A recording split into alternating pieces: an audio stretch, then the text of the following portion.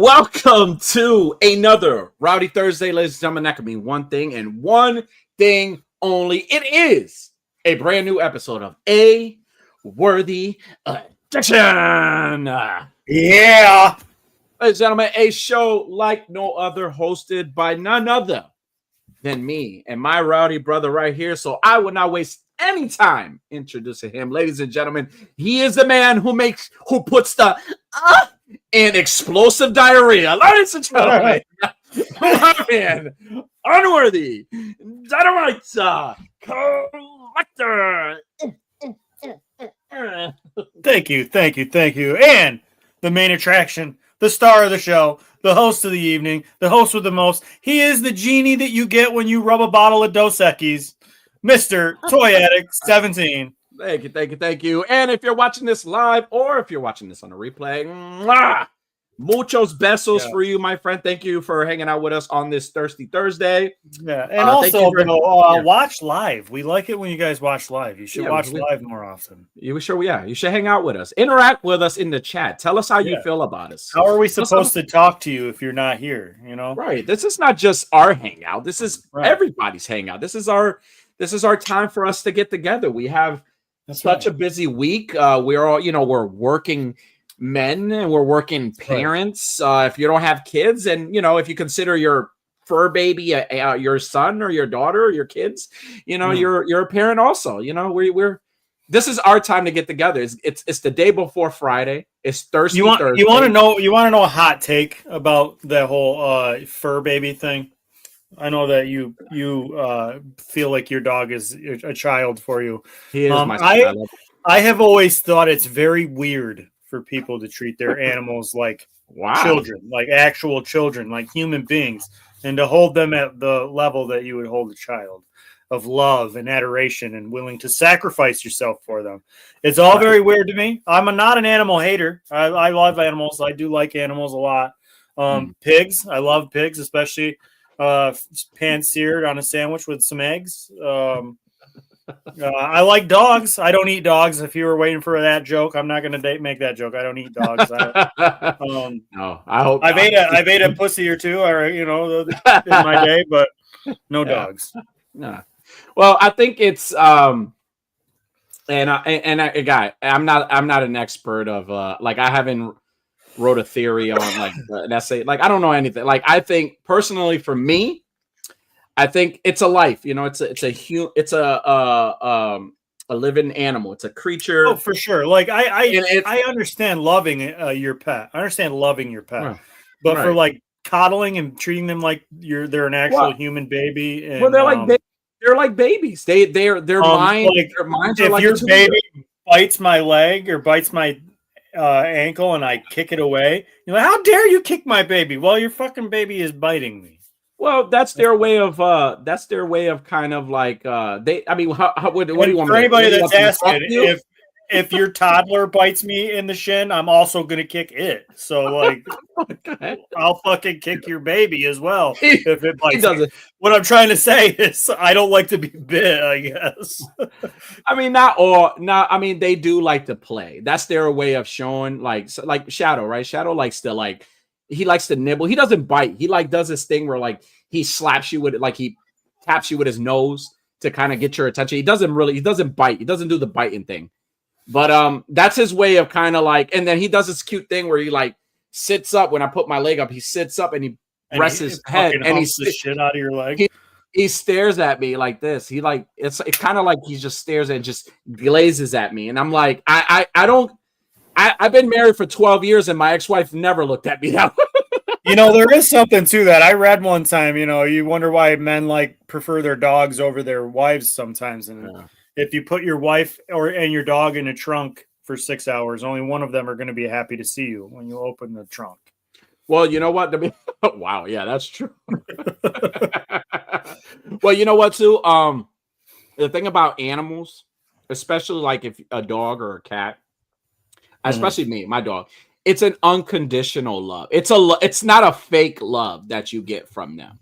It's it's not like when you come home and your kids are in the room or they're too busy playing. Not that they don't love you, but they have their own little things. They have little things that entertain them. So it's not like they don't love you. It's like they are always there ready. They are prepared to come show you love. They're prepared to love you, yes. They love you, and they're not ashamed to love you. They love you unconditionally, and it's not like a sometimes love. It's an everyday love. They will be ready for you when you walk through the door. They will wait for you till you get home.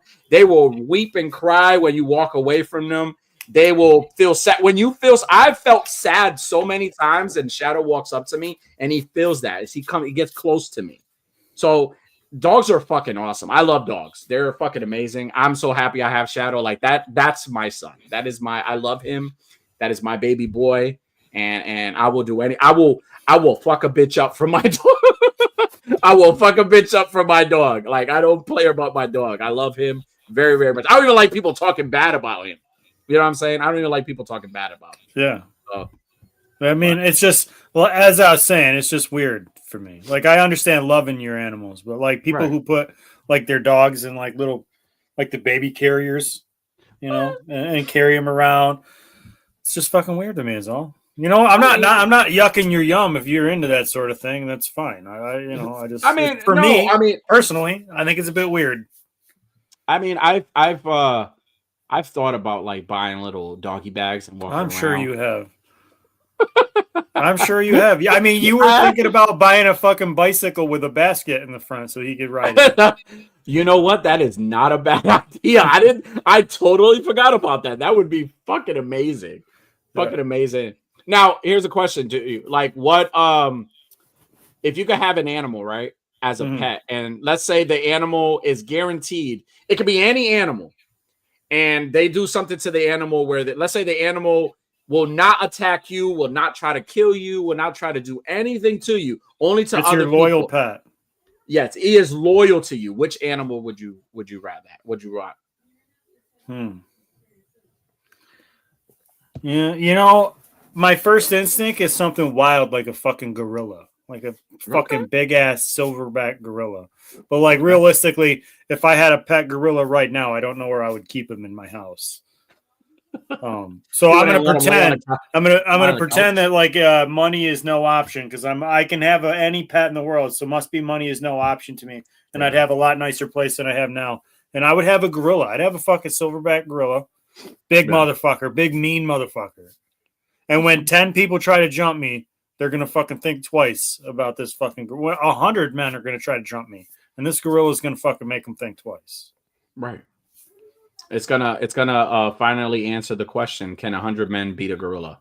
And your gorilla would be the last one standing. And you 100 men can't beat my gorilla, but my gorilla can beat off 100 men, no problem. He's got the stamina. He's got it. Oh man! If I could have a wild animal as my pet, and it's guaranteed that it will never turn on me, it will never try to kill me, I would have a hyena. A hyena? Yeah.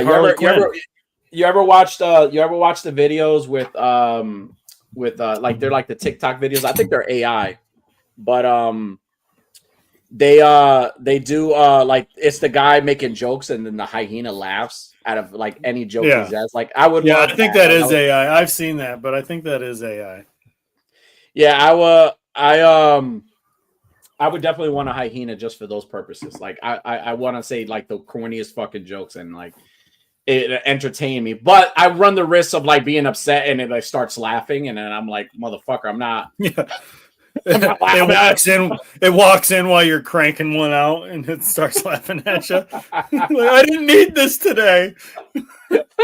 Or it walks in as I'm like peeing. It's like, what would you name your hyena? What would you name your hyena? Smile. I would name him Smile. So like you'd be in bed with your girl and like you'd be like, all right, Mr. Smile, you wait out here. I'm gonna go handle business. Yeah. And then like 2.5 minutes go by and you come out looking like you need a drink of water and he just starts fucking laughing. You know what? That's actually funny if you think about it. I would laugh too. I would think it's the funniest thing ever. Yeah, I would enjoy it. I would enjoy me and my pet Smile, my hyena, my wild hyena. Your wild hyena Smile. But honestly, like, and honestly, I would have to be a single man to have him because again, he won't attack and try to attack me or kill me, but I can't guarantee everybody else. I would have to be like by myself. Like you're stuck by yourself with this animal because this animal is willing to attack anybody else, not you. So I spent $75 on bottled Coca-Cola today. I saw bottled Coke. Okay. At Lowe's. I was like, Okay. holy shit, they're selling, Lowe's of all places, they're selling bottled Coca-Cola. And I didn't really, I was like, I gotta have this. I haven't fucking seen bottled Coca-Cola in a long time. So I bought 2 cases of it. Okay. 30 something a piece. I bought 2 cases of it. And I'm realizing now as I'm drinking the first one that it's Mexican Coca-Cola. Okay. And it tastes a bit different than regular Coca-Cola. Like when you say Mexican Coca-Cola, what makes it so Mexican? Let me see if I could get it doesn't say Coca, it says Coca-Cola. No, it says Hecho en Mexico. El Refresco de Coca-Cola. Envase exclusivo para refresco. The Coca-Cola company, Hecho en Mexico. Nice. So it's got a different taste to it, and it's kind of like describe the taste. Unfortunately, not good for the $75 I spent on really 48 bottles of Coca-Cola. Like what's different? Like also, by the way, let me just tell you how ridiculous it is to buy 48 bottles of Coca-Cola because you can't fucking put them anywhere. There it is. There's a side effect. Let's bring it up. Let's bring it up. Me Coca-Cola. That's the side effect right there. You're turning into a Hispanic male. No mas room for any more soda pop in the house. Coca-Cola. Man, damn. Maybe that's what it is. Maybe it's meant for you to no mas. I mean, I've got 48 of them in this house now, so I'm gonna have to muscle through them. But yeah, here we go. Now, how do you watch? You want to watch me do a little Coke off glass? Yeah. Nice. I was just about to ask you, like when you're gonna put your mouth on the top of the bottle, do you go halfway or do you like do you go all the do you look everywhere? How do you hold your bottle? Oh, there you go. A Coca-Cola. But damn, $75? Well, yeah, it was like $37 a case. That's fucking nuts, man. Yeah. Well, long are the days where Coca-Cola was like, what is going on these days is I haven't been buying much toys lately. I haven't really been embracing any of my hobbies lately. So like I've had extra money, which is a fun little side effect. I mean, so I was like, $37 for a case of Coke. You know what? I'm gonna live Big Willie style and buy 2 fucking cases. Why not? I thought to myself, what would Cobra Dad do? And Cobra Dad would tell me to, fucking live life, Right. Uno mas. So I put one in the cart, and I know Cobra Dad would have said uno mas more. So I put another one in. There you go. Well, I mean, that's a good way of seeing it. Yeah. Now, I agree with you with the whole not being like I haven't purchased any toys or even like haven't really done anything as far as like the toy hobby. Like I haven't really done. Yeah. I've seen things, but I haven't really had too much of I don't do as much. I haven't taken a photo in a while, so I haven't either. So I kind of what do you? So you kind of sometimes substitute that with something else, right? Like you pick up another hobby. Yeah. And I haven't picked up another hobby. I just haven't been doing any of my hobbies. I have. I've been fucking just buying dumb shit. I'm just well, yeah, that too. That was always your hobby. We're not impressed by that. The chat's here. I want to say what's up to the chat. And we're going to start with chat. Jersey Creeps, what's going on? Rowdy time, absolutely. He says Toyota 17, aka Daniel. Toyota 17 is a beautiful nickname. Toyota 17. Yeah, I don't know if that was a mistake but I fucking Toyota 17. You're a respectable mid-sized family vehicle. 17. Toyota 17, aka Danny. Your videos are the shit, man. I'm loving the sunglasses song and thank you, dude. I was telling Unworthy before you got on, like I went to a Motionless in White concert for the first time with my brother and my sister and her husband. Never seen them play. Don't know anything about their music. I got to the only thing I know is that they're the ones who they perform Rhea Ripley's song in wrestling. They do her song. Yeah, that's all I knew about them. That's all I know. So I went. My niece was supposed to go, and I didn't even know they were a real band. Like I thought they were just like the fucking bands that do the music for WWE. Yeah. So they had asked me last minute to come because my niece ended up getting sick. So at first, I ended up going. I ended up purchasing a shirt, and it was a good time. And like the entire time, I'm listening to the bands, and I'm bopping my head to the beat. I don't know a lot. I don't know any of the songs, but then they start performing this cover song to this old song, and it was the Sunglasses at Night song. And he started performing it, and I'm like, shit, I know this song. So I'm jamming with the guy next to me. I don't know his drunk ass. I'm jamming. I'm vibing with him, and I'm singing the song. And I'm like, this is fucking dope. That's awesome. I got to record myself doing this. He did People this will love it.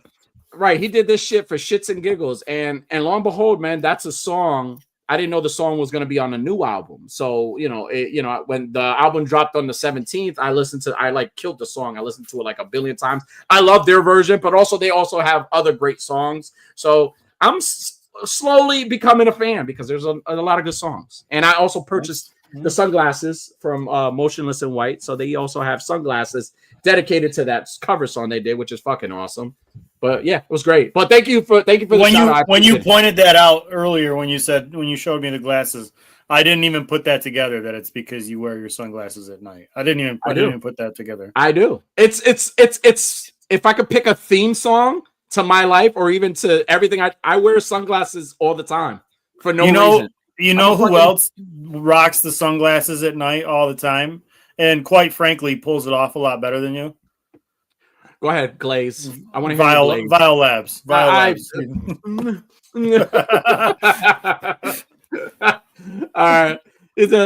That's what my cats do. They glaze at me. Yeah, dude. I love when they do that. He says, if you died and your dog was next to you, your dog would feel sad. If your cats were next to you, they would just eat your corpse. That's true.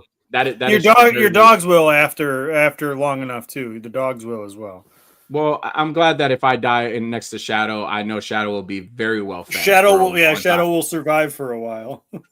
Lynx, what's up, Lynx? How you doing? What's up, Lynx? He says, bottle Coca-Cola's real sun sugar cane, no fructose corn syrup. I guess, and a little bit of spice. A little bit of Hispanic spice. Oh yeah, it does say cane sugar. Oh yeah, Chain Bros, what's going on? What's up? NECA showed off Kiss Figs. I had a feeling you'd be back, Danny. Hey, I saw that shit, man. Listen, I remember there was a time where we had a guest here. If I'm not mistaken, it was Mike Puzo. He works for NECA, and I remember talking with him and saying, I wanted Kiss figures. Like I wanted NECA to do Kiss figures, and they said that they said. I was told that no, it would never happen because they didn't have the license and there was something they would never do. And from what I'm told, somebody at NECA doesn't like Kiss. And lo and behold, we get a Dress to Kill 4-pack. Okay, and it's articulated. It's not like statue fucking, they're articulated figures you can pose around. I'm super excited. Like I'll buy them, but I don't think I'll open them. I think I'll keep them in box because they're like posed like the album cover. So those are figures that are good to just kind of put on the wall or just put to the side. Like I'm not opening them at all, but they're fucking great. Webhead, what's going on? What's up, Toy Addict? And Unworthy and chat. Everyone's doing good and well. Sorry for late. Also taking care of my mom that just got home after having her hip. Oh, listen. Oh well, listen. Hey, put us on for your mom. Your mom might like a little entertainment. Tell her what channel we're on. Let her know. Right. We'll do something special. And let her know that me and Unworthy wish her speedy recovery. Yes, and I hope she's doing well. Yes, let her know that we're wishing her the best. That's awesome. She's doing well. But well, everybody that's on the chat, thank you for hanging out with us. Unworthy, I saw this video I wanted to show you real quick. And it confirms a conversation that we've had a while back. And also we got into the conversation about animals. And it's this bear. So you've heard you being a person who's going hunting and you know about nature. Yes. I do know about bears. Yes. You know about bears, and you know that bears can climb trees. Yes, bears are real. Yes. They can climb trees. So I have this video, and this video proves how dangerous they are. Like if you think it's dangerous to kind of like be in the woods and just get caught off guard by a bear, or even walk, or even see one of the babies and you're in front of the babies, just know mom is like somewhere around. If you think that's bad, if you see baby bears, you are very much in trouble, and you should get the fuck away from them. Right. As fast as humanly possible.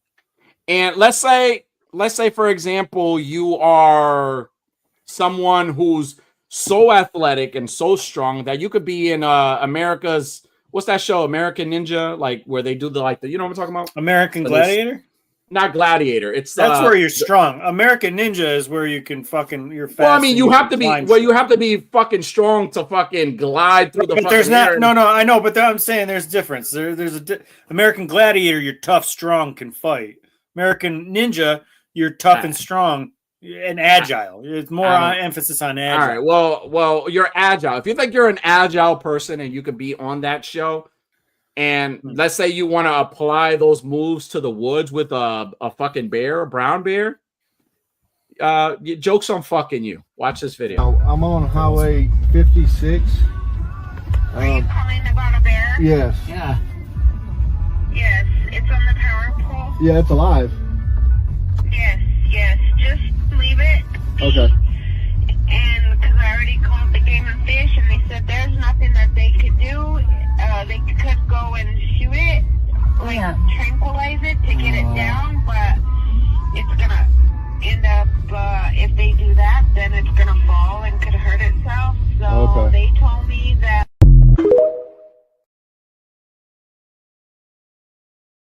Yeah. So how the fuck? Now, how do you get yourself into that situation, Bear? Like, if you're somebody who were you looking for a little smackerel of honey? You're in the wrong place, my friend. My thing is, that's exactly what my feeling was. It's like, how the fuck did you get up there? Yeah, listen, Bear, you fucked up. You could have been at the top of the fucking food chain, but here's your big, fluffy, retarded ass on top of a fucking power line. What are you gonna do? You just heard it. They can't even get you down. They'll have to shoot you to get you down. Like, imagine being somebody that works for the telephone company, or like you're fixing the fucking thing. What are you fucking now? Hey, sir, I've called you guys multiple times in regards to my internet service. I want to know what's going on. And he's like, you see, there's a bear. There's a bear in the pole. Oh my god, that is fucking scary, bro. The fact that, like, I've heard of bears climbing trees, but damn, a fucking, what is it, a telephone pole? Like, yeah. I think he had the same. I think a telephone pole. It was a electricity pole. Well, utility pole.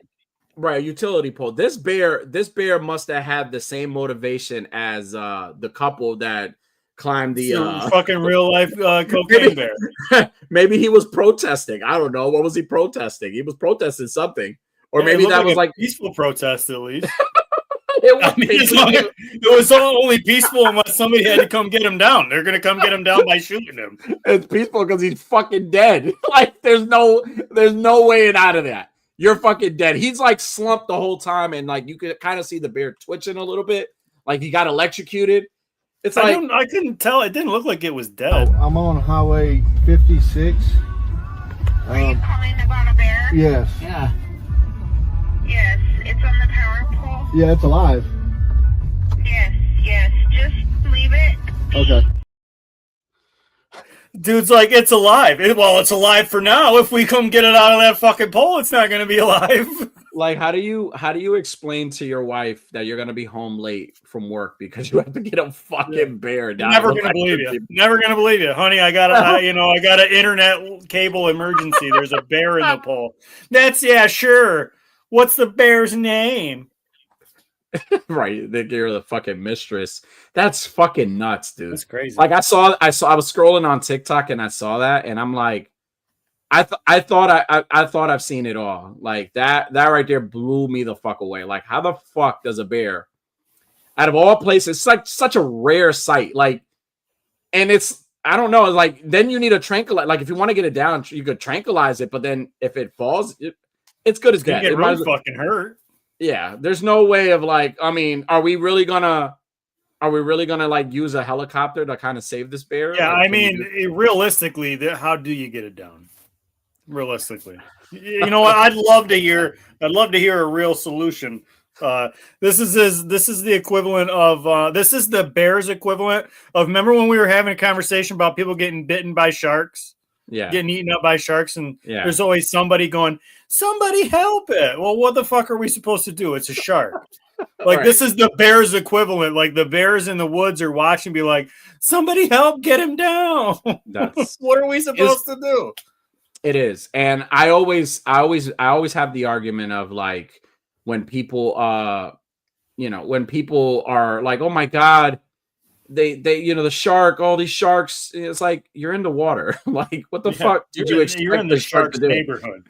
But in this situation, you strolled right up and planted yourself on the shark's dinner table. What do you expect? Right. So it's like, it's reverse, right? The bear being on the electric pole is like a reverse. Yeah, I mean, I wonder how much electricity it would take to cook a bear before it hit the ground. I feel bad for the birds that land there and like that's their spot. Like, bitch, you just yeah, like you just took our spot. Like, that's our that's like our like this is my hangout. Worked our whole life to get this retirement pole. And here comes this fucking asshole. Oh my goodness, man. Maybe the bear thought he was a bird. Maybe this bear identified as a bird. Maybe it's mushroom bear. You know, he was on a fucking wild mushrooms. Got on a little vision quest and it went crazy. That was the protest. He identified as a bird. So he was like, you know what?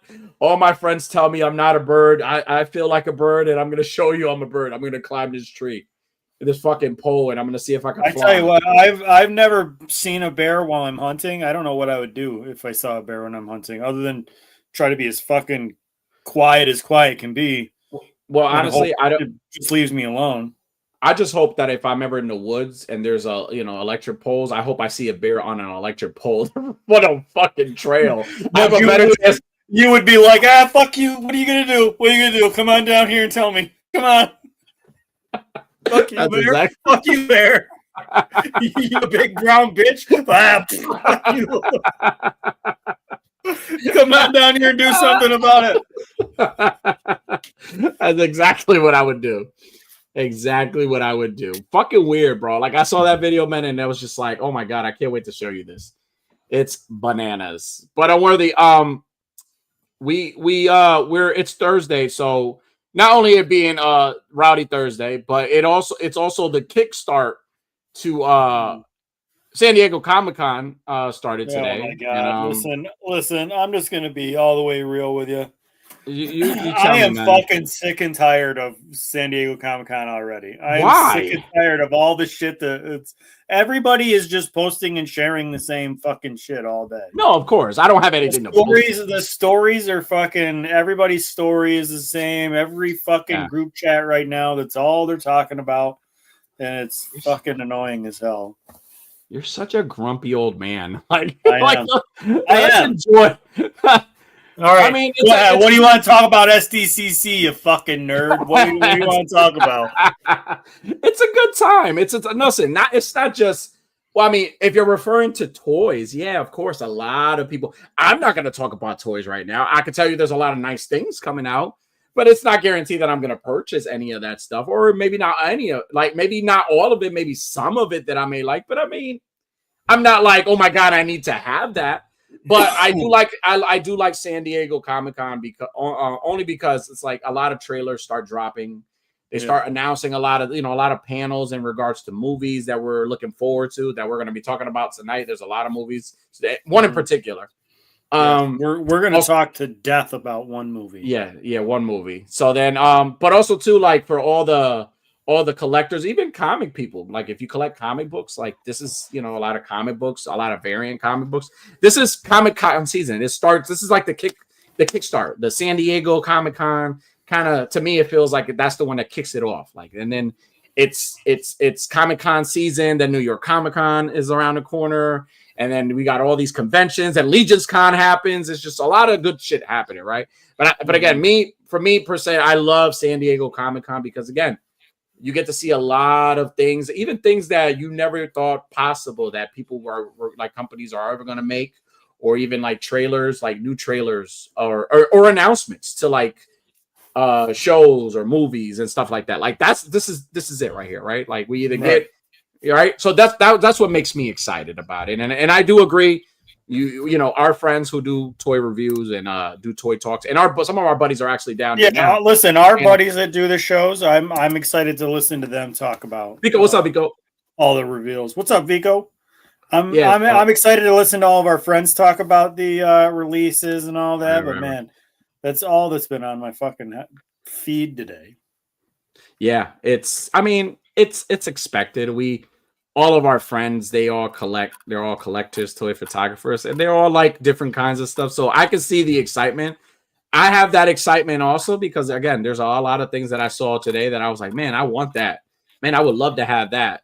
But it's, you know, it's nice. I can't wait for the movie drops and like the trailers and announcements of like fucking shows and shit like that. Like something new. I need something like right. So seeing as we're talking about movies, right? We had a couple of trailers drop today, which I'm briefly going to talk about. One of them being Resident Evil. We got an official second trailer for Resident Evil now. And did you get to see the second trailer? No, I didn't see the second trailer yet.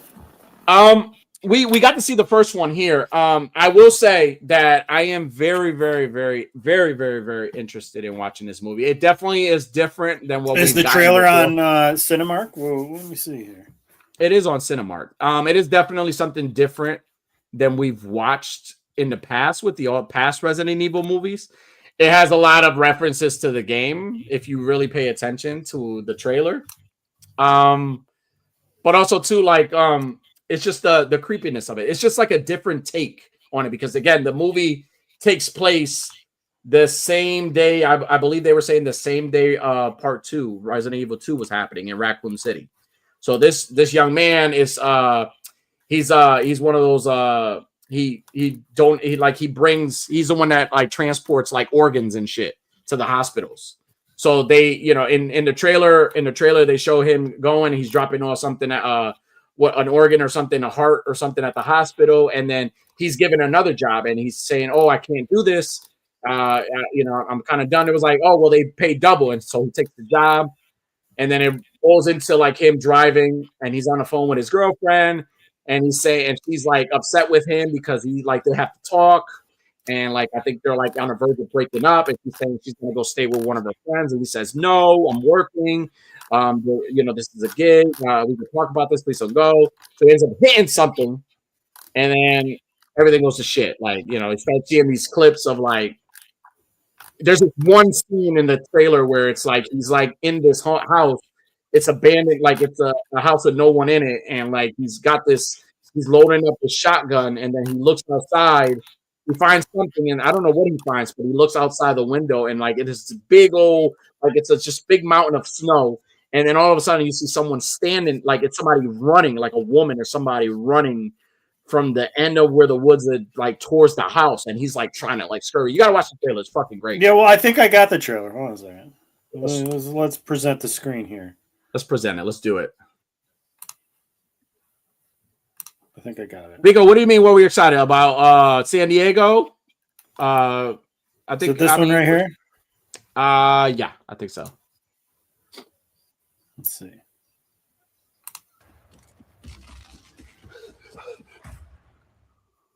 Starting now. Hey, man, I gotta be 7. Do you know where I can take this? Excuse me, oh my god. Oh my god. Anybody order a kidney or liver, whatever this is? Anybody? Oh, it's kidney or liver. Important. Hey, you got time for another run? No, I'm wrapped up for It's outside the zone, so it pays double. Oh, I could do that. let's do that. I'm all for it. Getting paid double. Money will set you up for failure sometimes. You know every fucking time. Every time. Please do not go stay with freaking Katie. Yeah, Katie's no good. Bad news. Right, Katie is bad news. Seriously, I'm working. This could be some 8-year-old boy's heart or someone's mom's brain. Yikes! There you go. Oopsie daisy. Oh no, Zack. I thought it said Zack Snyder. Oh, don't go following the fucking footprints. Oh man. Oh shit. Yeah, she's dead. Yeah, she ain't doing well. There's an emergency. She's like the bear. Wondering if I could use your phone. Just random house you just going into. Right, like you just break it and entry. Sorry that we got disconnected earlier. This guy's getting fired the next day. He's gonna lose his girlfriend. He's getting fired. And he's going to jail. No bullets. Never. There's never fucking bullets when you need them. Never. I love you. Oh, there's some bullets. There you go.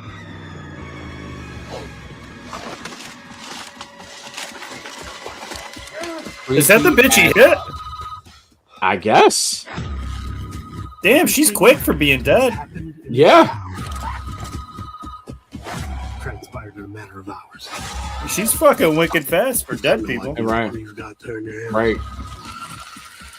I think these zombies run like the Dawn of the Dead. I mean, they also explode. Too, apparently.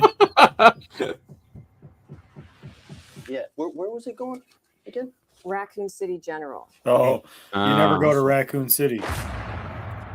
If you get invited to do a job at Raccoon City, you should turn it down. Right, seriously. Fuck the money. Just like not do it. They're not going to pay you enough. But do you see exactly what I'm talking about? Like how different of a take it is? It's not like what you're used to.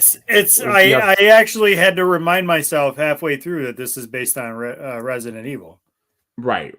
And that's what I like about it. It's like when you watch it, if you don't know if you don't know the games and you've never played the games or not familiar with it at all, like you would think it's like, oh, it's just a movie named Resident Evil. Like you would, if somebody doesn't say, hey, this is based off a video game, like you're really not gonna know. Like to you, it's gonna be like, man, this is a creepy fucking horror movie with some zombies and shit. Like it's pretty good. It looks good. Like I'm definitely gonna give it a chance because I love stuff like that. Like let's watch another trailer. Let's do it. Let's watch this one.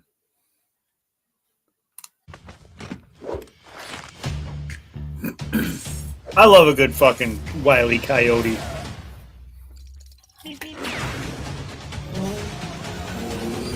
Oh, the magnet glove never works. Right. Never go with the magnet glove, folks. Have you ever set a big stack of TNT on the road, hoping to blow up your nemesis, but the detonator itself explodes? Have you ever pulled the ripcord of your parachute and only a bunch of silverware comes out? It's not. Have you ever shaken your dick more than once after you pee and laughed? It's not playing with yourself. Looking at the guy who is taking on the biggest corporation. Who is that guy? What else is he in? Oh well, that guy. I don't know that guy. Denies all charges. He must be a new actor. I don't know this guy. The guy, this guy right here. It's not funny. That guy. Who is he? Funny. I have no idea. It's exciting. All eyes on you. He looks. You know what? He kind of looks like John Cena. Not that fucking guy. I'm talking about the guy with Wile E. Coyote. He kind of looks like John Cena. Him? Quit being a dickhead. I'll fucking throat chop you. Yeah, I do. I don't know. You know what? I know. I recognize him from Parks and Recreation. Okay. He's the guy that handcuffs him to. He handcuffs himself to Leslie Knope's death. Or no, her heater. Yeah. Until she reads the Harry Potter books.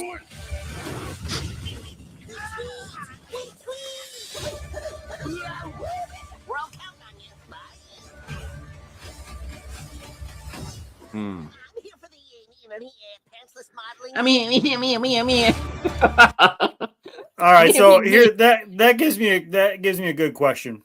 Yes. If we lived in a world where cartoon characters could walk right up to you, like we could interact with cartoon characters, what is a fucking cartoon character that you would just fucking hate to see coming? You'd be like, oh great, this motherfucker again. A cartoon character that I would hate? Yeah, to hate to see him come and be like, oh fuck. This fucking guy. Oh fuck. What's the donkey's name in Winnie the Pooh? Yeah, Eeyore. Is that Eeyore? I can't. He's such a fucking downer. He is, man. He seems like the kind of friend that would come and it'll always have like some baggies. Like, all right, bro, like stop being such a buzzkill. Like, I want to drink. Or like if I want to like watch a good movie, like, and I invited him over, like, well, Danny, I guess the bitch dies now. Well, no, she doesn't. The movie's not done. Like, can we finish watching the movie? I guess we could watch it, but you're gonna have to pay extra for Netflix next month. No, I'm not. Like, I think like he would fucking suck. Like, he would suck to be around. I don't like miserable. Yeah, go be a fucking bummer somewhere else, you little fucking Debbie Downer. It says if I see Elmer Fudd, I'm running. Yeah, that motherfucker got a shotgun. Right. How about you? What cartoon character? The fucking kid that walks around with Plank and Ed, and Eddie. Okay. Actually, really, I think anybody from Ed, and Eddie, I'd hate to see coming. But the fucking kid that walks around with the plank, I'd probably take the wooden plank from him and smack him in the head with it. Get lost, you little fuck. You know who would really suck to be around too? And I know he's popular, SpongeBob. I just hate his voice. Oh man, his voice is annoying. You know he would. His voice is annoying as shit. Like I think I would like him more than you. I would totally be Squidward. I would totally be a fucking Squidward if SpongeBob was real. You know, Squidward is. He's just. He's the unfortunate soul that has to live next to this fucking Yahoo, and then on the other side, it's a fucking pink idiot with no brain. Oh man. Well, besides the trailers we watched, another trailer that that dropped, and actually it was an extended trailer. It was more than just a teaser. Was Clayface?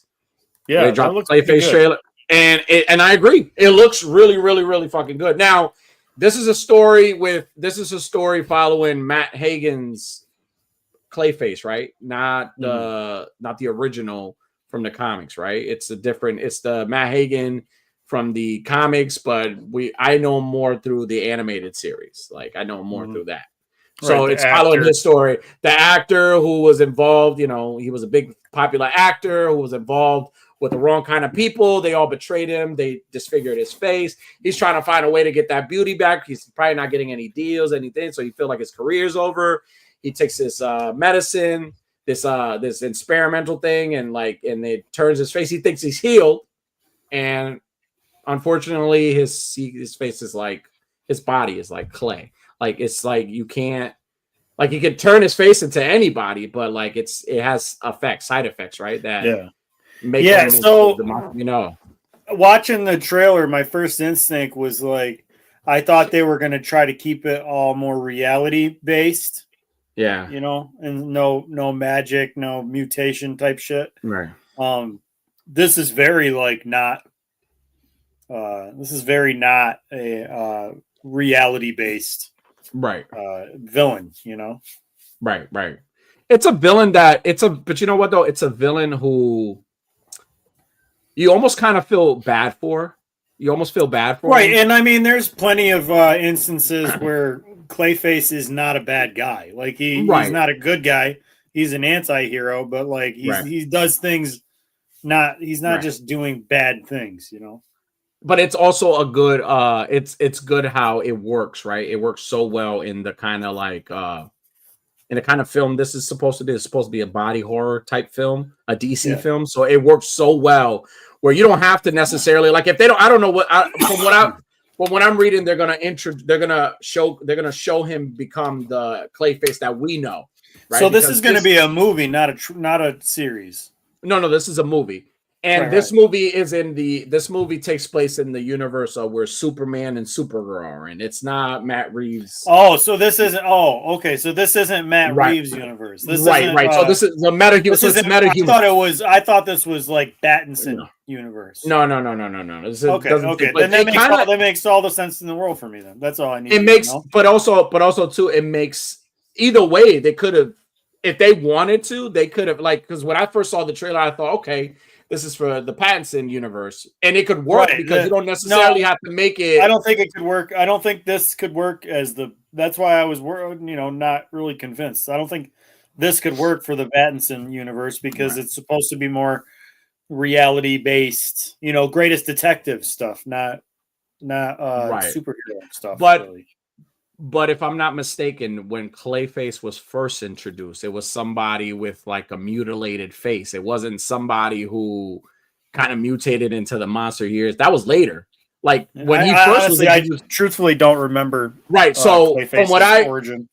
From what I remember, and I may be wrong, from what I remember, the Clayface, when Clayface was first introduced, it was like this it was like this man with this mutilated face, and he was able to kind of like take form of everybody else. Like he found a way but he was like a human kind of person. Like he wasn't like this big old gigantic monster, right? So that's what I'm saying. Like it's good because when I first saw the trailer, I thought the same thing. I said, okay, I could see where they're going with this. This is pretty good. I was thinking it that way, but now that I know that this takes place in the DCEU, James Gunn, Superman kind of world, I see where they're going with the with the metahuman type, monster. And also too, he was introduced in the Creature Commandos. Like they first introduced him. He was the first introduction was there.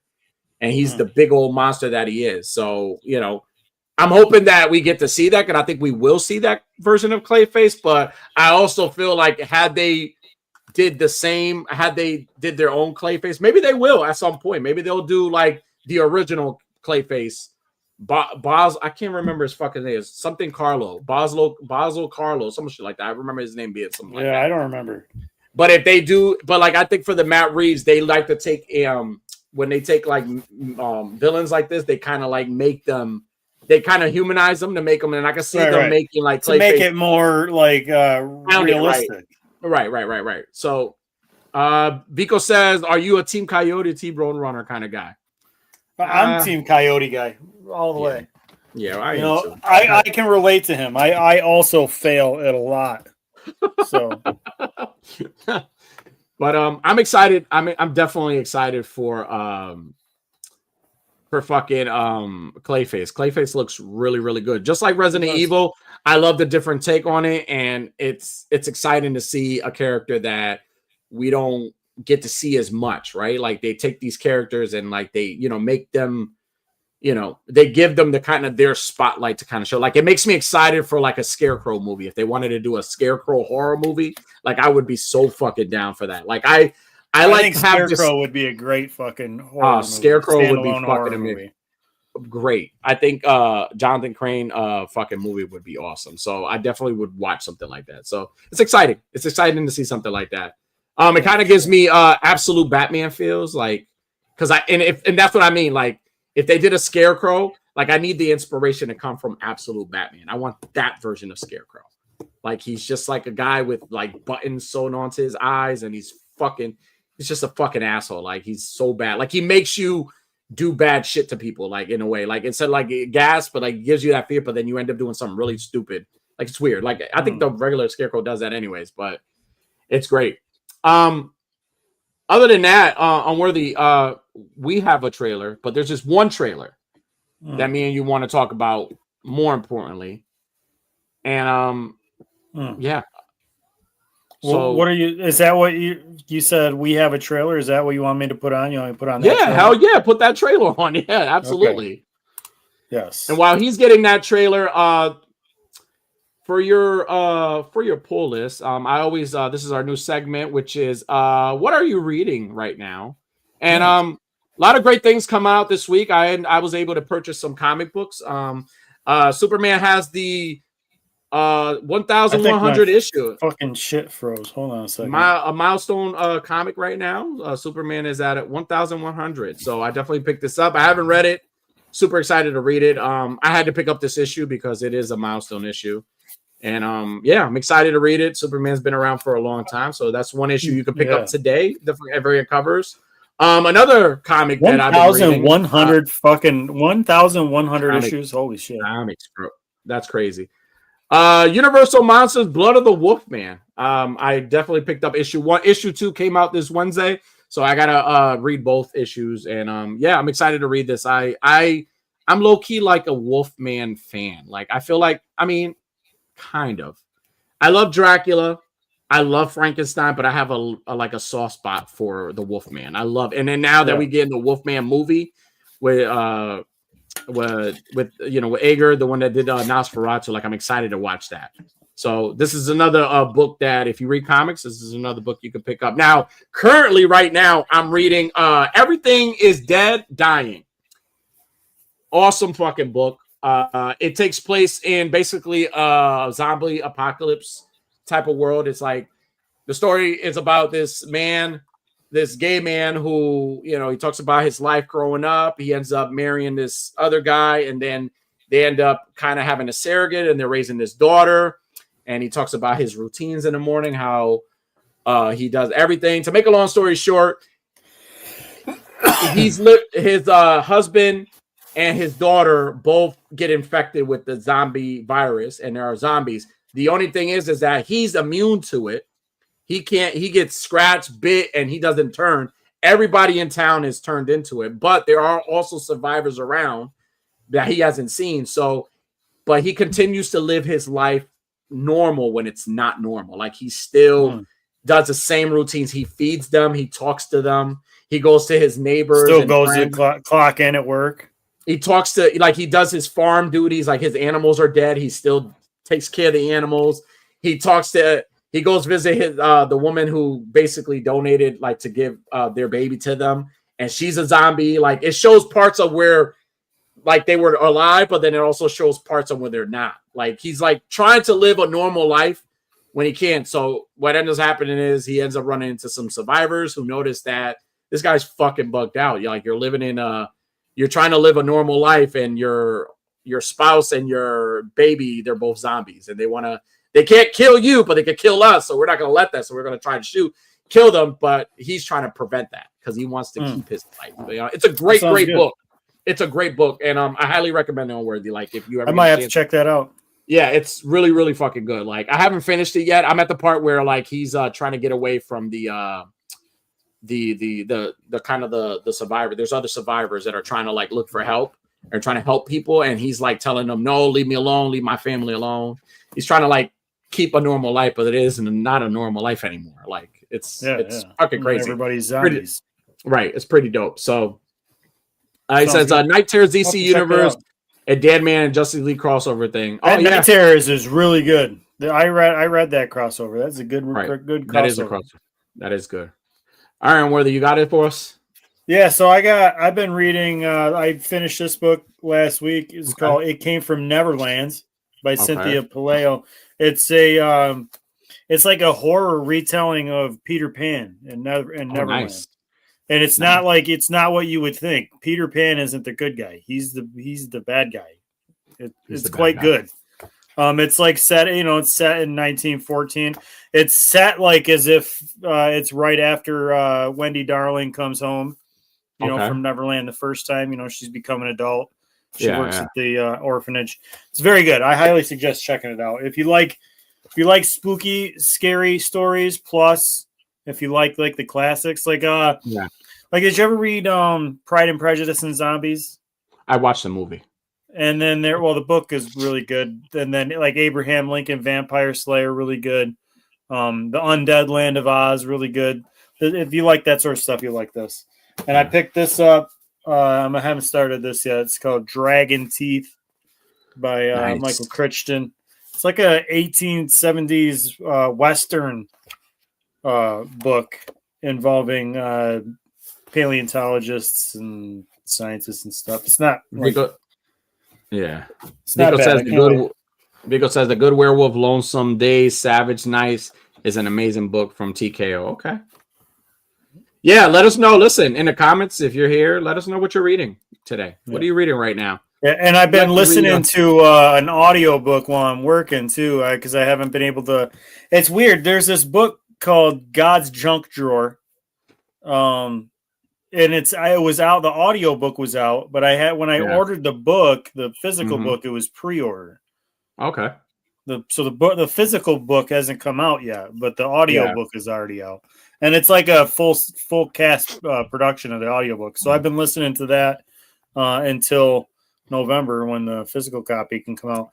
But it's really good. It's like a wormhole travel. Like these people travel through a wormhole and they are stuck millions of years in the past with dinosaurs and robots and cavemen, and it's pretty fucking interesting. Yeah. Fucking awesome, man. Sounds good. Yeah. All right. So, well, let's watch this fucking trailer. I'm sure that's probably what everybody would rather. And we'll give all of our insight and opinions. Yes.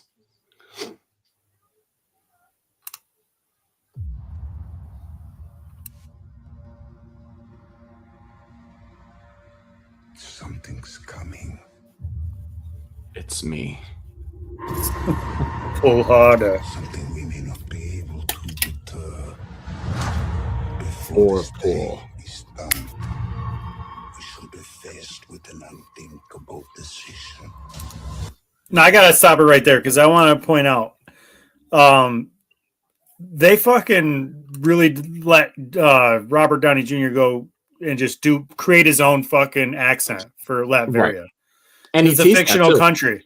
It's a fictional country. There is no real accent to draw from.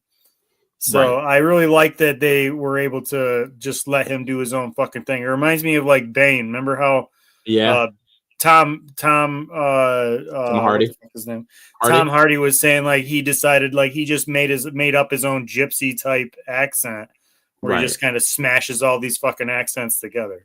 It kind of sounds a little German, a little bit, right? It has a little bit. Yeah. So German. I mean, that's what they kind of usually go with is like something, you're Russian, German, Austrian type sounding thing. Well, like in the animated stuff, that's always what Doom sounds like. Well, crazy thing is that he had an interview somewhere where he was like talking, or a video he did, and he teased his voice, and he did it like playing around. And it's funny how people's theories were like, is that gonna be his Doom voice? And lo and behold, it's his Doom voice. Like he was teasing it to us, and they did such a good fucking job fucking covering up and hiding things about this movie. A lot of like leaks and stuff that came out that to be true. A lot of things came out to be true, but they did such a good job where they made us question like, is this AI? Is this real? Like we didn't even know whether it was real now. We wanted it to be real. It is real, but we didn't think it was like 100% real. We thought it was AI, right? Because there's a lot of shit going around that makes you like, what the fuck? Like, but man, I'm already stoked. Let's keep going.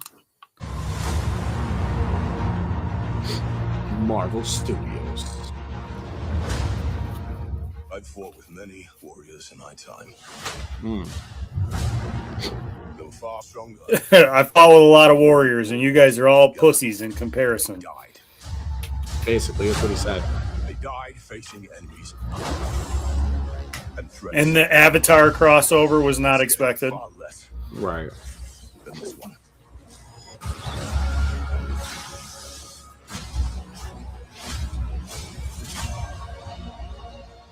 That scene is gonna be fucking dope. Yeah, man.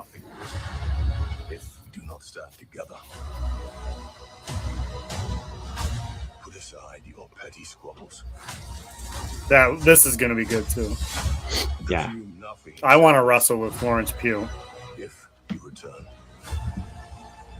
you will return as brothers and sisters.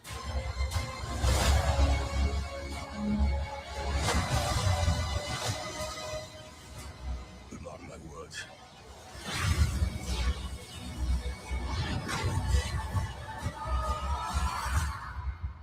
We're going to need a miracle. We're gonna need a bigger boat. We're gonna need a bigger boat. It's not possible.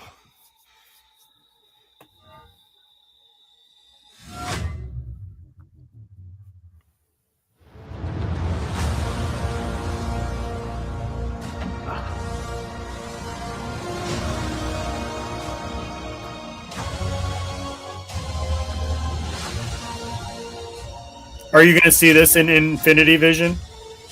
I'm not gonna watch this in Infinity Vision, but I am definitely gonna watch this on opening, like on or the early showings of it. And can I just say that listen, we're about to see some shit Jehovah ain't even witnessed yet. All right, this is gonna be insane. What I will say is this: it's definitely gonna be a movie. I mean, the ticket sales alone tells you how big this movie is. This is a big fucking movie. They sold a fucking obnoxious amount of tickets and it's not even out. Oh my god, it's not. It's fucking ridiculous, right? So imagine when the movie drops, like an unfathomable amount of money has been returned already. They've already returned all this fucking money already, and the movie's not out yet. All right, so let's do this. Let's say what makes us more excited about this movie, and let's get into our theories about this movie. Because I have a few theories about this. Let's break this up into. Let's save our theories for after some like things that are of notable interest of us first. Right. Things from the trailer.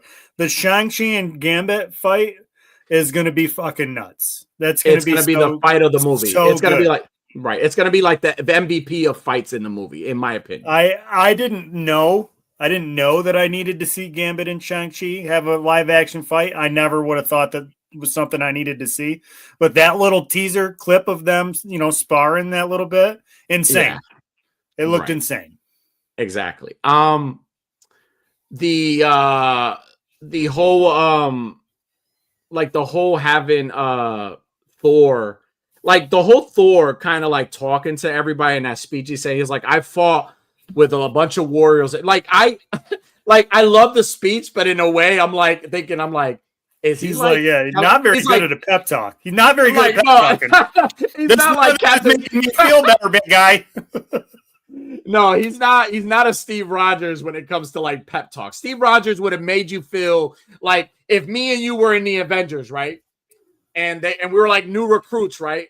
And Steve Rogers knows in his heart, these two motherfuckers are going to be the first to die, but I'm going to motivate them anyways. So I can see Steve Rogers saying, we're going into hell and we may not come out, but I believe you will. I believe you guys, Rowdy Boyz, I feel like you guys have the heart to come out of this fight and come out victorious. And I believe in you. I would feel motivated as fuck. I'd be like, you know what? I'm fucking down. And I don't know I'm going to die. I'll probably be the first to die. But it'd be like Avengers. Captain America would be like, Avengers Assemble. And Danny would be like, do it. What would you think? Oh, yeah. But here's fucking Thor. I fought with a lot of warriors. I fought in a lot of battles, many different warriors. Yeah. And they've all died. Like, I would have been. I don't know how anybody. I fought with a bunch of warriors, all of whom are stronger than you, and they died. I would have looked at him like, I'd have been like, "Yeah, I'm good."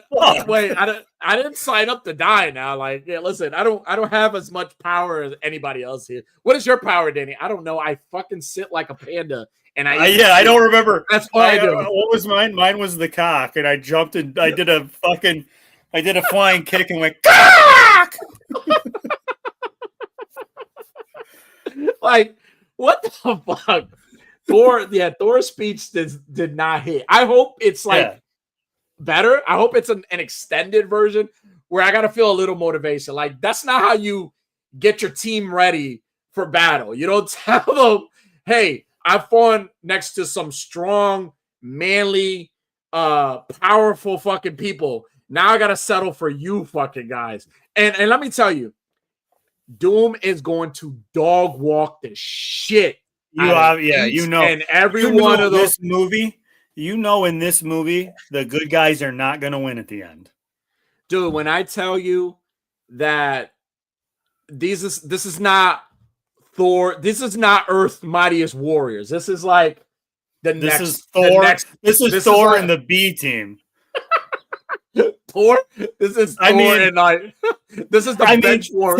Take a fucking look at take a look at the sorry excuse of a team lineup that Thor is stuck with. He's still got Winter Soldier. He's the bonus. He's a bonus. Mr. Fantastic is pretty he's good. got Shang-Chi is pretty good. The fucking Alexei Shostakov there. What are we doing with this guy? The Red Guardian. What are we doing with this guy? We got the most powerful man on our fucking MCU 616 universe. Isn't even a hero anymore. The Bob, the Sentry. He's not even letting himself be the Sentry anymore. Let's see. Who else do we got? We got the Captain America and the Falcon. They're both, and it's not even a super soldier captain. Shuri, we got Shuri and M'Baku and Namor. We have a bad state of affairs that Thor has found himself with. It kind of makes me think, like, you just see the scene where they're all standing and Thor's giving the speech. It kind of makes it like if me and you were standing amongst those heroes, like I would feel more like superior over them. Like I would look at you like, look at these sorry excuse for fucking heroes. Do you think Thor walked up to Ant-Man? I bet you Thor walked up to Ant-Man. He's like, you probably heard the theory about how you could have defeated Thanos, right? If you climbed in through his dick hole and then grew to a giant size. We might need you. What is your comfort level of climbing in somebody's dick hole? Because we might need this after all.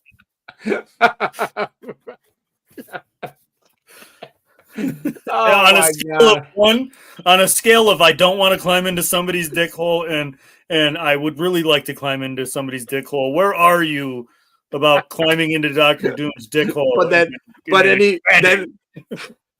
he's like, then Ant-Man is looking at him like confused, like, no, it's like, and then me and you to try to get a little shine was like, I mean, we'll do it, we're down. Like, yeah, we'll do it. We just need enough of the Pym particles, Oh my god.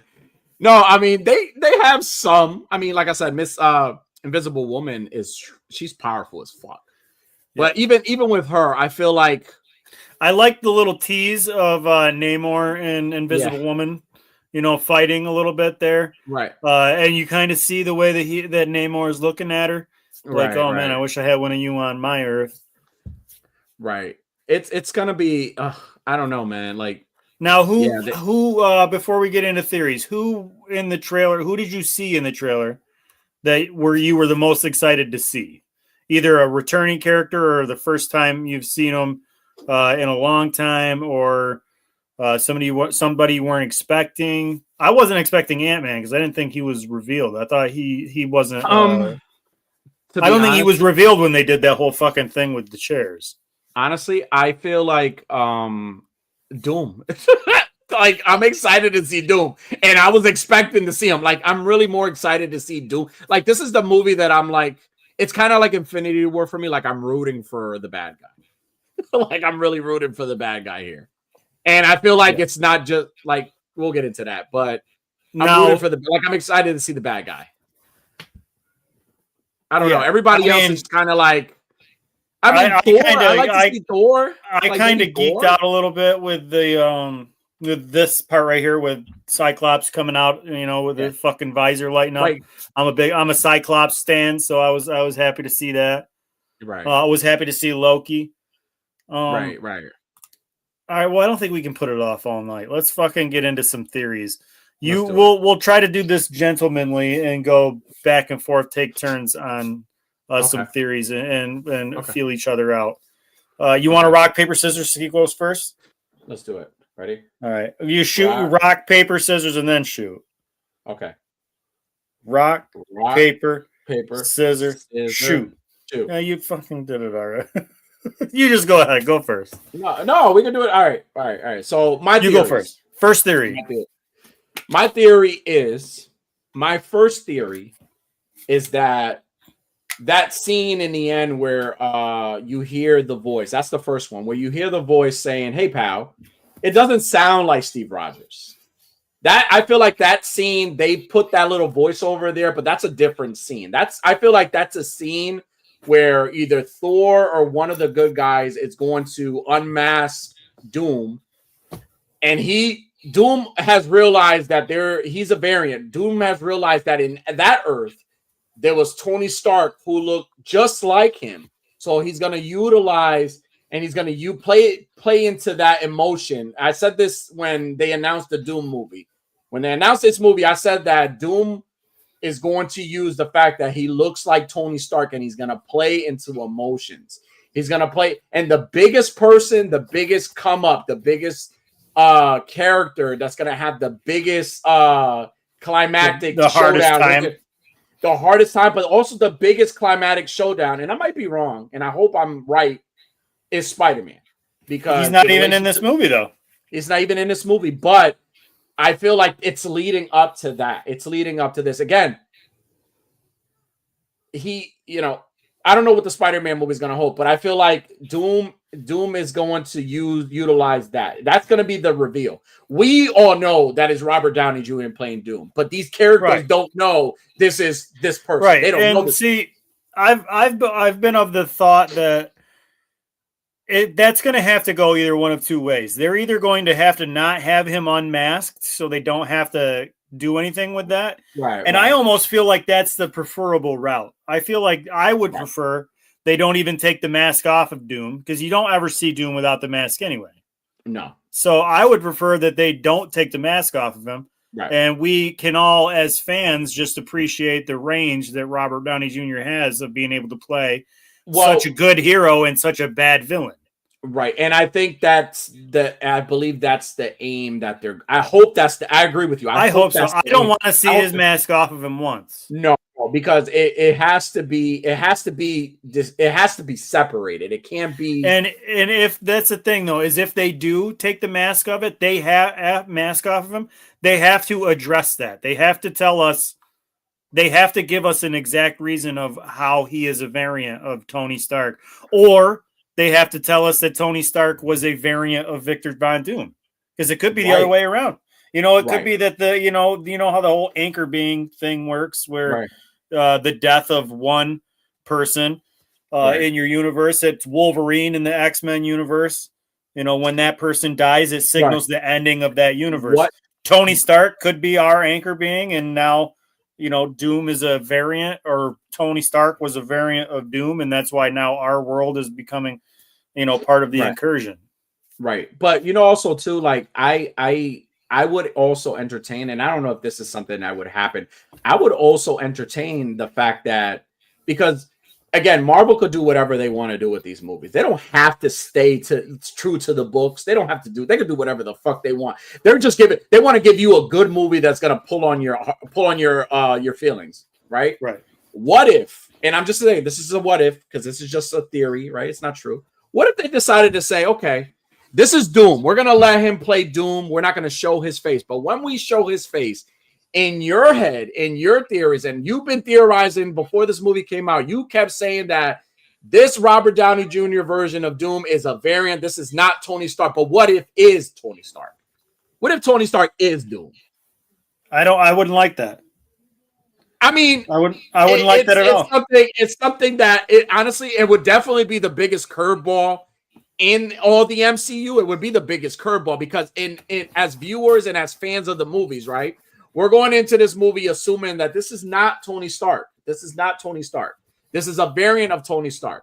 But what if the Russo brothers decided to say, fuck that, we're going to get controversial. We really want it, because they've said it many times. You're going to be really fucking surprised. They were like, we got some shit for you. They've said it many times. What if they decide to say, fuck the comics. We're going to keep things true, but this is our movie. We're going to do whatever we want to do. It. We're really going to fuck you up. What if they said, you know what?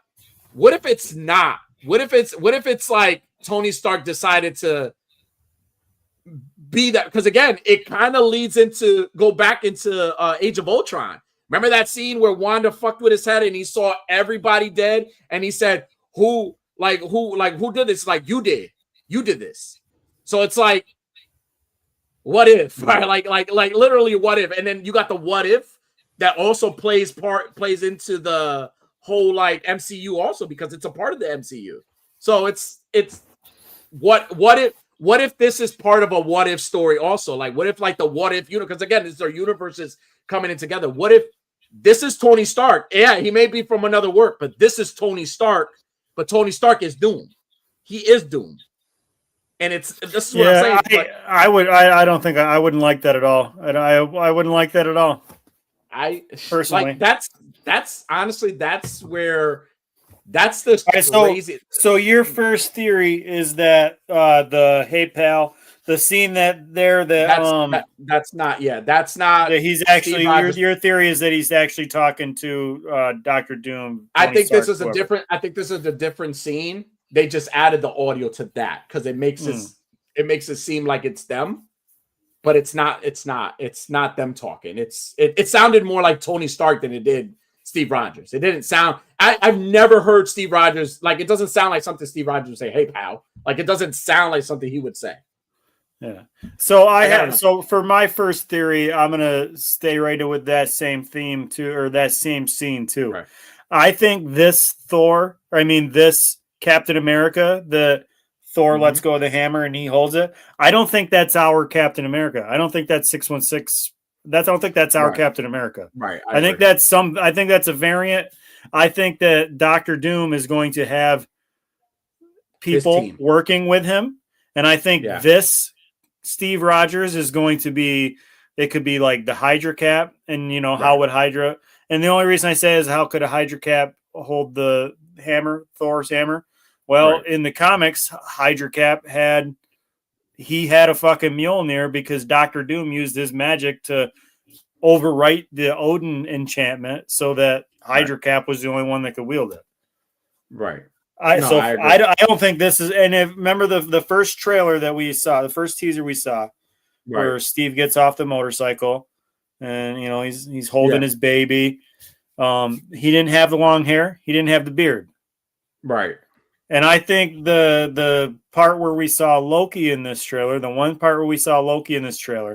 and you see somebody holding the TVA badge, I think that scene goes right back to that Captain America teaser. I think Captain America is with his son, puts his son down in the crib, and comes out, and there's Loki.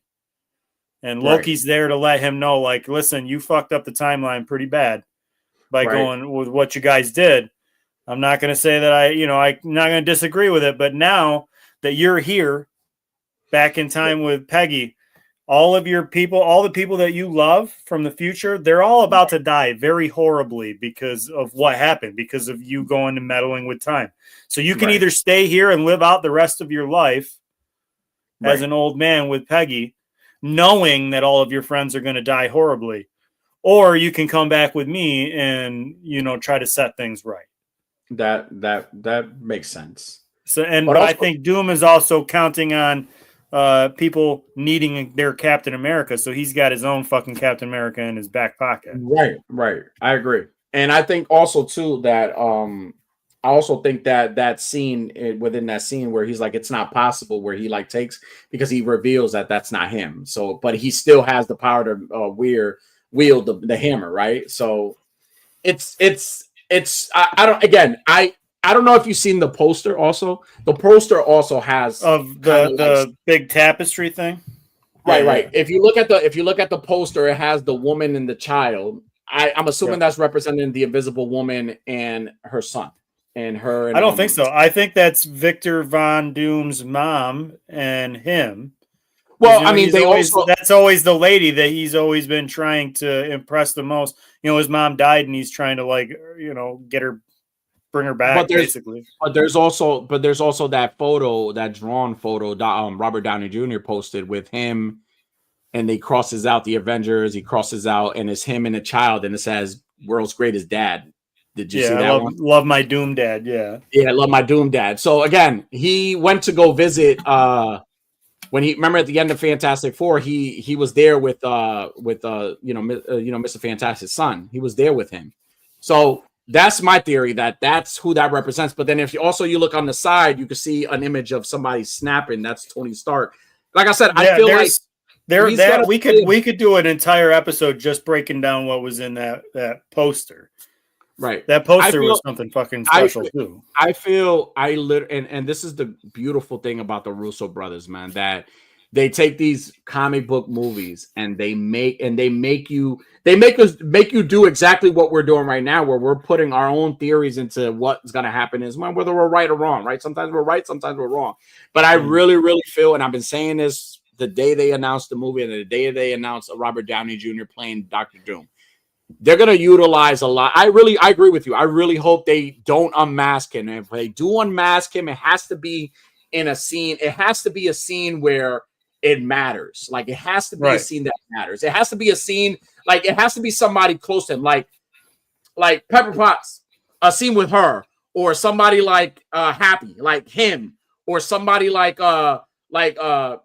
fucking Thor wasn't as close to Tony as Steve was. Steve was the one that really more like. Yeah, it would almost have to be.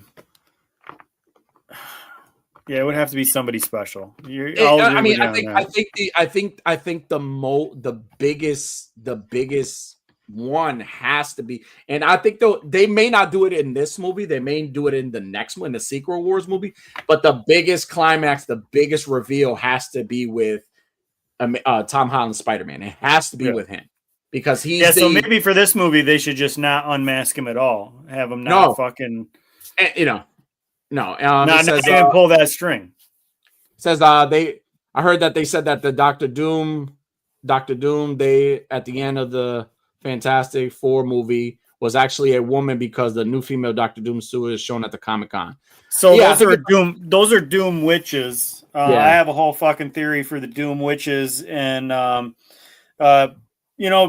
was a lot of people in the trailer. What's up? So there was a lot of people in the trailer that were announced and expected, and then there's people that were announced and expected that were not in the trailer, and there's some that I think were not in the trailer because they're going to end up working with Doom. I think that Doom is going to be able to convince a lot of our heroes, the 616 heroes, of what he's doing, and I think like Benedict Cumberbatch there. I think he's going to be Doctor Strange. I think he's going to be Team Doom. Clea, I think she's going to be Team Doom. And Wanda, a version of Wanda. Scarlet Witch. I think Clea, Scarlet Witch, and Doctor Doom are going to be like, or Clea, Scarlet Witch, and Doctor Strange are going to be Doom's like right hand. They're going to be the people who are going out and subduing these worlds and helping him build Battle World. Right. And if you look at the Secret World or Secret War comic books, they're going to pull reference from a lot of that. Doctor Doom, and kind of used Doctor Strange as his enforcer. Like Doctor Strange was on Team Doom. Yeah. I could see it also. I could see that. Again, there's going to be a lot of variance here. I got to rewatch Doctor Doom or Doctor Strange Multiverse. I got to read the fucking comics now. I feel like I want to read Secret Wars. I want to read that story. I want to read something. The Battle World comics were fucking nuts. Because that's the premise of this movie. It's the incursion of 3 planets. It's Earth 616, which is our MCU, and then there's the Fox universe. With the X-Men universe, with the Fox X-Men movies, and then there's the Fantastic Four's world. Those are the 3 worlds that are coming together in this incursion. Something's bringing them together. I think that's how in Thunderbolts we see the Fantastic Four ship. It's because the worlds are already beginning to collide, and the incursion's already happening. Right. So, and I think that we're going to have I think there's going to be a lot of misunderstandings going on. This whole thing, the whole scene with the Avengers and the Fantastic Four fighting against the X-Men. I think that's going to be a case of what he says, misunderstood intentions. It says, what about the Spider-Man Tobey Maguire? Wouldn't that be considered the Fox? Ain't that the Fox universe? No, that's not. That's the Sony universe. But in that trailer, the scene where Thor's talking to them, and the Reed Richards and the Fantastic Four up on the dais there, and they've got the big screen. It shows the 3 worlds colliding. It shows the 3 world, the incursion coming together, and they have the countdown of when it's going to reach critical mass, basically. All right.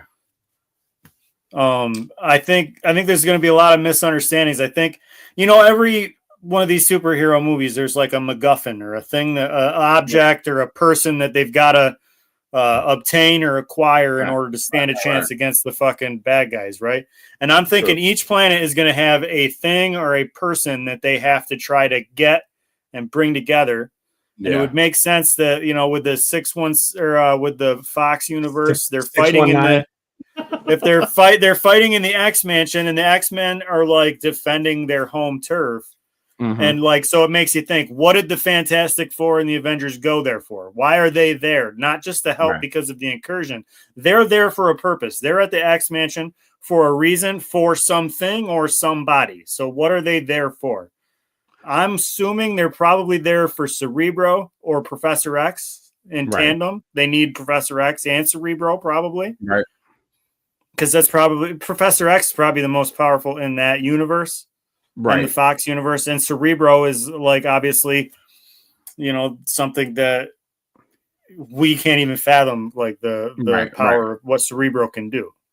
Right. And I think in the Fantastic Four universe, in the comics, Dr. Doom uses Johnny Storm like a fucking energy source to build battle worlds. So like I can see with the Fantastic Four universe, Johnny Storm is that dude that they need to protect or keep at all costs, Right. Not let Doom get their hands on him. He says though, Jersey Creep says, what about the guy who survived the Illuminati? Dr. Strange is right hand man. So Mondor. Yeah. I know who you're talking about. Yeah, he would definitely fucking work with Dr. Doom easily. Yeah, I could just see that.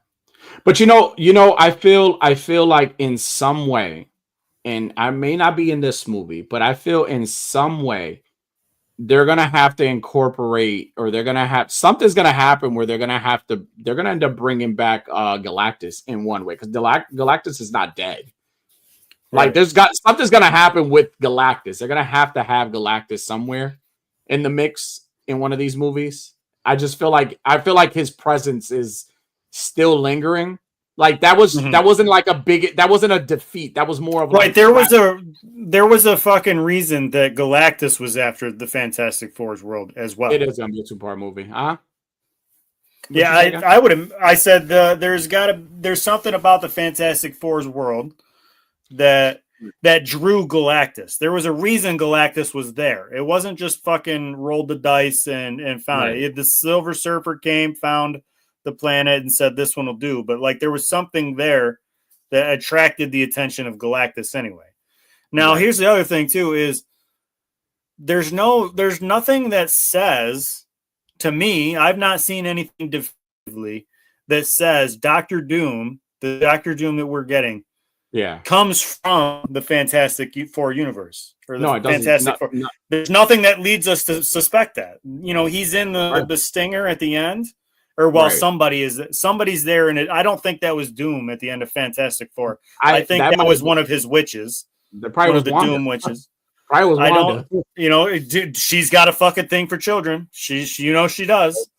Probably. I think not like that. Not that I didn't mean it that way. So Elizabeth Olsen, I know you're watching. You're a big fan of the show. I didn't mean it that way. You know it. I don't know, man. That also, again, yeah. So like Doom doesn't come from that universe. So Doom literally could come from anywhere. But this is where I say, like, Marvel and the Russo brothers, like, this is why I'm saying what if this Dr. Doom is not who it's Dr. Doom, and we all think it's a variant, but what if it's not? What if they decided? I hope it's not. I hope it's not a variant. I hope it's rather. I mean, honestly, I would want it to be a variant also, but like I would entertain the bullshit. Like I want to at least, maybe it's me saying this because I want to be like, I fucking knew it. I knew that's what it was. I knew exactly what it was, because honestly, like, and I agree with you. It doesn't say that he's from that universe. And we don't know. We don't know where this Doom is from. I mean, this could be God Emperor Doom already. He could already have all that fucking power. He said, "I'm still mad they didn't cast Mad. What is it? Cast Mad Mikkelsen. Oh, he was he played somebody in Doctor Strange. What the fuck was that guy's name? Oh, you're talking about the one from the first movie? Yeah, not Dormammu, but the other fucking guy. Mads Mikkelsen played him. Mads Mikkelsen's good. Well, I mean, there's no what's to say that there is. I mean, if this is a variant, if this is a variant of Doctor Doom, then there is a real Doctor Doom somewhere, right? There is one.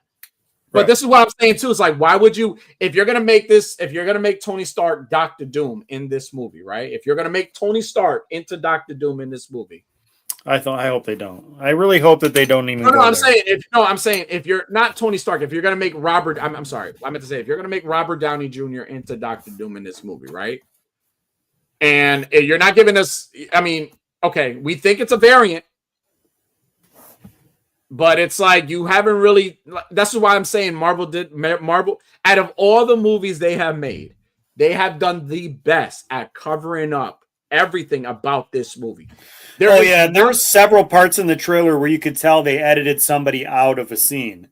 Right. They've done such a good job of like making you think about what's gonna happen, who's supposed to be, who's in this scene, who's talking, like it's like I love that, like and honestly, like this is why when it comes to live action, Marvel has DC by the balls. And this is a DC fan saying this. They got us by the balls because they know what the fuck. This is not a movie. This is not a film they decided to just throw out there and throw at us. No, this is a movie that stems from the first fucking movie. This is a movie that goes back to Iron Man. Like a lot of key points during the Avengers, Iron Man, a lot of like you seen this coming. Like if you watch scenes and you hear like dialogue between Tony Stark and other people, like you see a lot of like where this is leading. Like they really took a lot from a lot of the other movies. That 10-year run, they took a lot of that and they kind of like mixed it up. Like they know, they were like, hey, this Kang thing didn't work. That's fine. Right. See, that's the other thing. They got to address this Kang situation. They got Paul Rudd there. I mean, they got to address that. The scene that you see where Doctor Doom is kneeling and he's like looks in these like in the ruins of something, like in the middle of something. I almost wonder if that's like the headquarters of the Council of Kangs, like after Doom's already fucking gone through and killed all the Kangs. Like, right. I hope that scene is real. That would be a dope ass scene. It would be. It would be fucking cool. He says, but we don't really know who Tony Stark is because isn't the Tony Stark we know adopted in the Endgame movie we saw? Now, I did see something about that. I did see something similar to that, where like in the scene in Endgame where Tony was talking to his dad. Yeah. He's pretending to be somebody else. They went to get the Tesseract after Loki escaped with the other one. Right. When he was talking to his dad and he was like, Tony knew exactly in time where he was, and his dad was like, "Oh, my wife's pregnant," and like Tony kind of had that little look on his face, like, "Wait, what?" She was, the time didn't add up to him. Like, wait a minute, pregnant?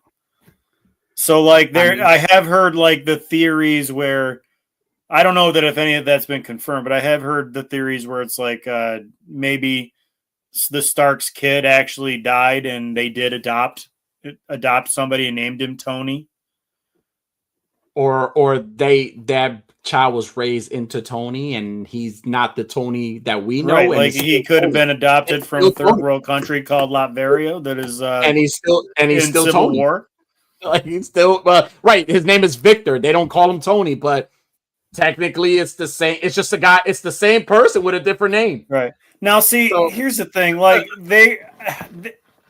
like I said, if they're going to take the mask off, they have to address it because they can't just have Doom take the mask off and have him look like Robert Downey Jr. at all and have people be like not reacting to it. You can't have him take off the mask and have Thor be like, wait a minute, you son of a bitch. You know what really, really makes me think so much about it too? The fact that like anytime they've shown like images of like Robert Downey Jr. without the mask, they haven't shown him without the mask, but they always show him with the images of him like mutilated face on the side. And I always think Endgame. And I think Endgame, and I'm like, why would he look like he like, what would he look like if he survived Endgame? Like, why does he look like that? That's what I'm thrown off at. Like, he looks, anytime they made images of him, he looks like Tony. If Tony survived Endgame, he survived the snap. Like, he didn't die, right? But then also too, there's theories about that little hologram that was talking to his daughter, and this whole kind of like the Jarvis Ultron thing where it kind of took over something. It kind of took like it's kind of like a transferred conscience. Like, it's Tony's conscience transferred over into somebody. I don't know. I think that'd be reaching. It is, but I mean, Am I wrong though? Like, who the fuck knows? Like, I really don't know. Yeah.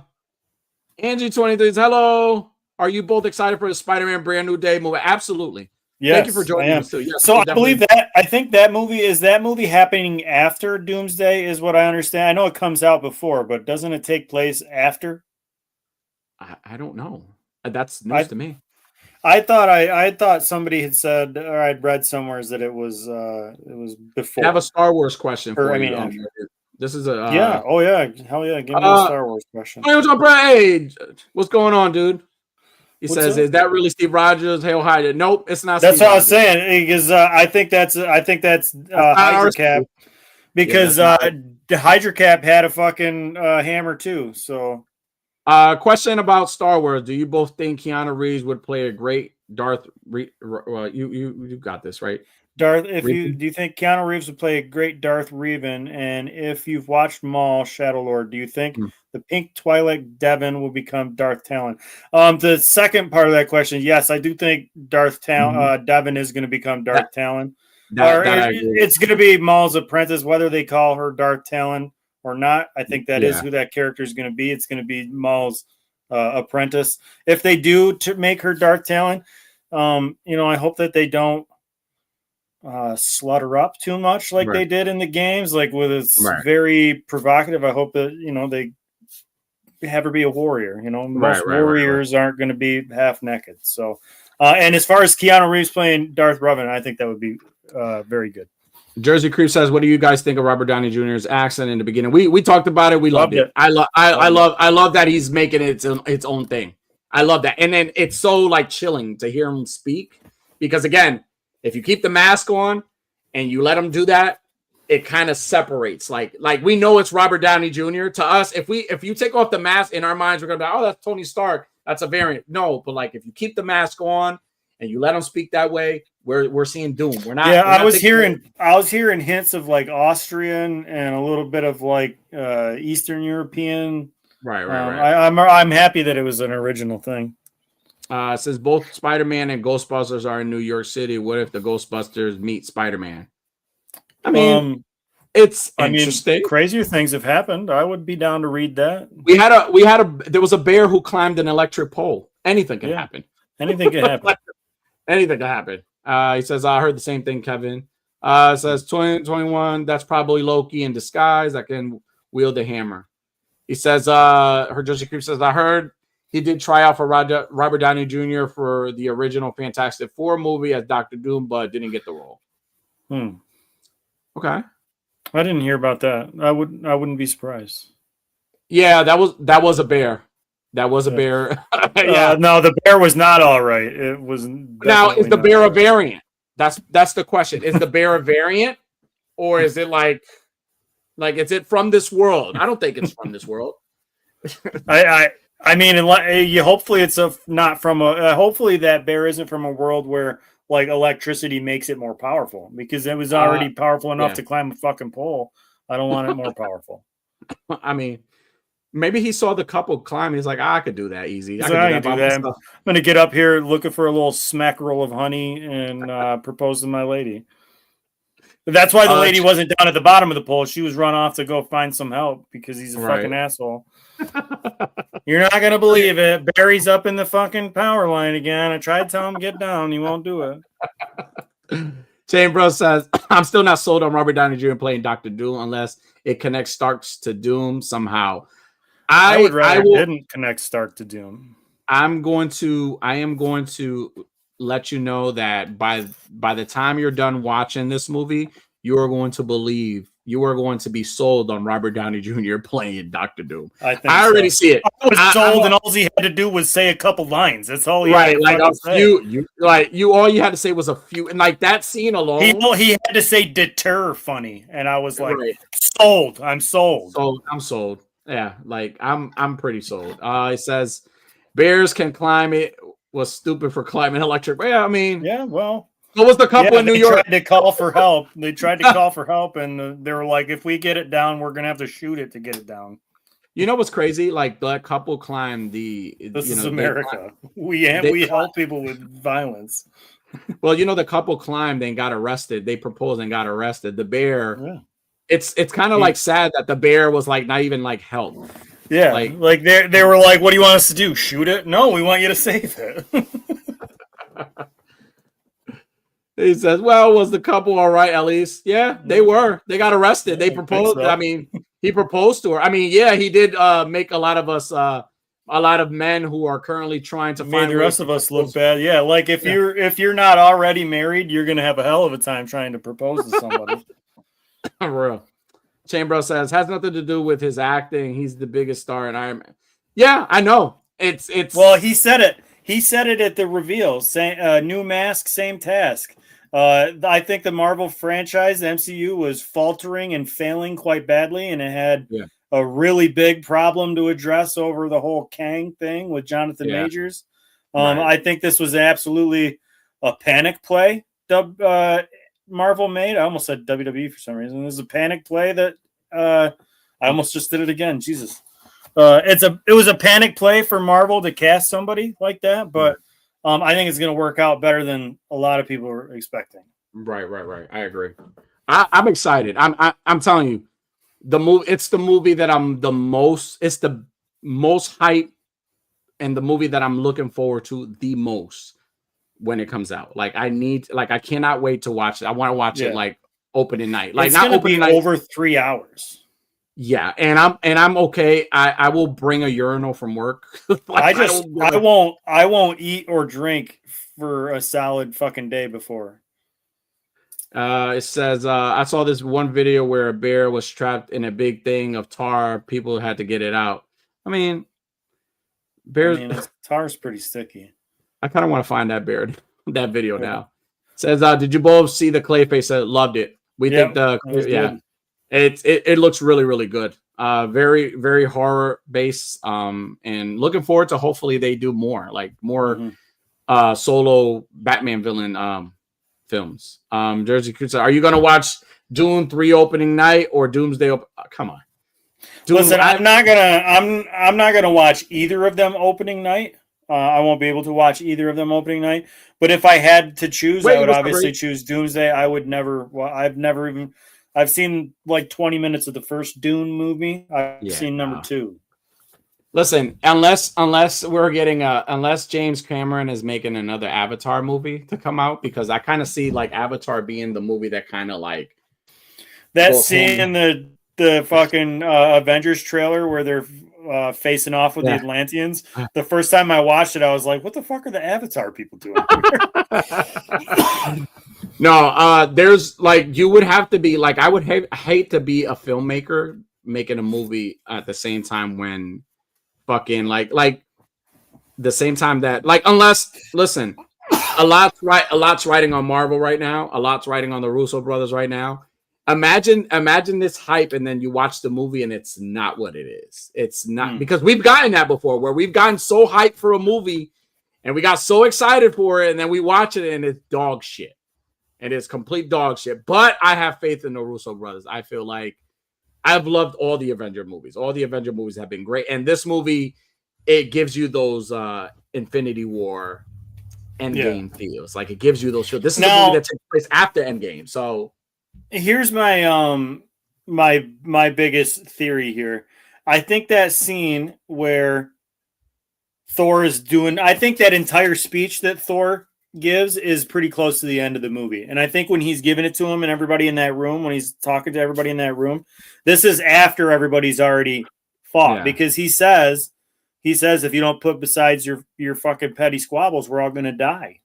Right. I think this is after you see everybody fight the X-Men and all that. Right, and I right, think right, the right. X-Men were probably digitally removed from that scene. Yeah, probably. We're gonna see more. There's gonna be so many more heroes in that because there's a lot of people that need to be in that scene. I feel like I'm willing to bet that the scene with Thor and Doom throwing down is going to be like pretty close to the beginning.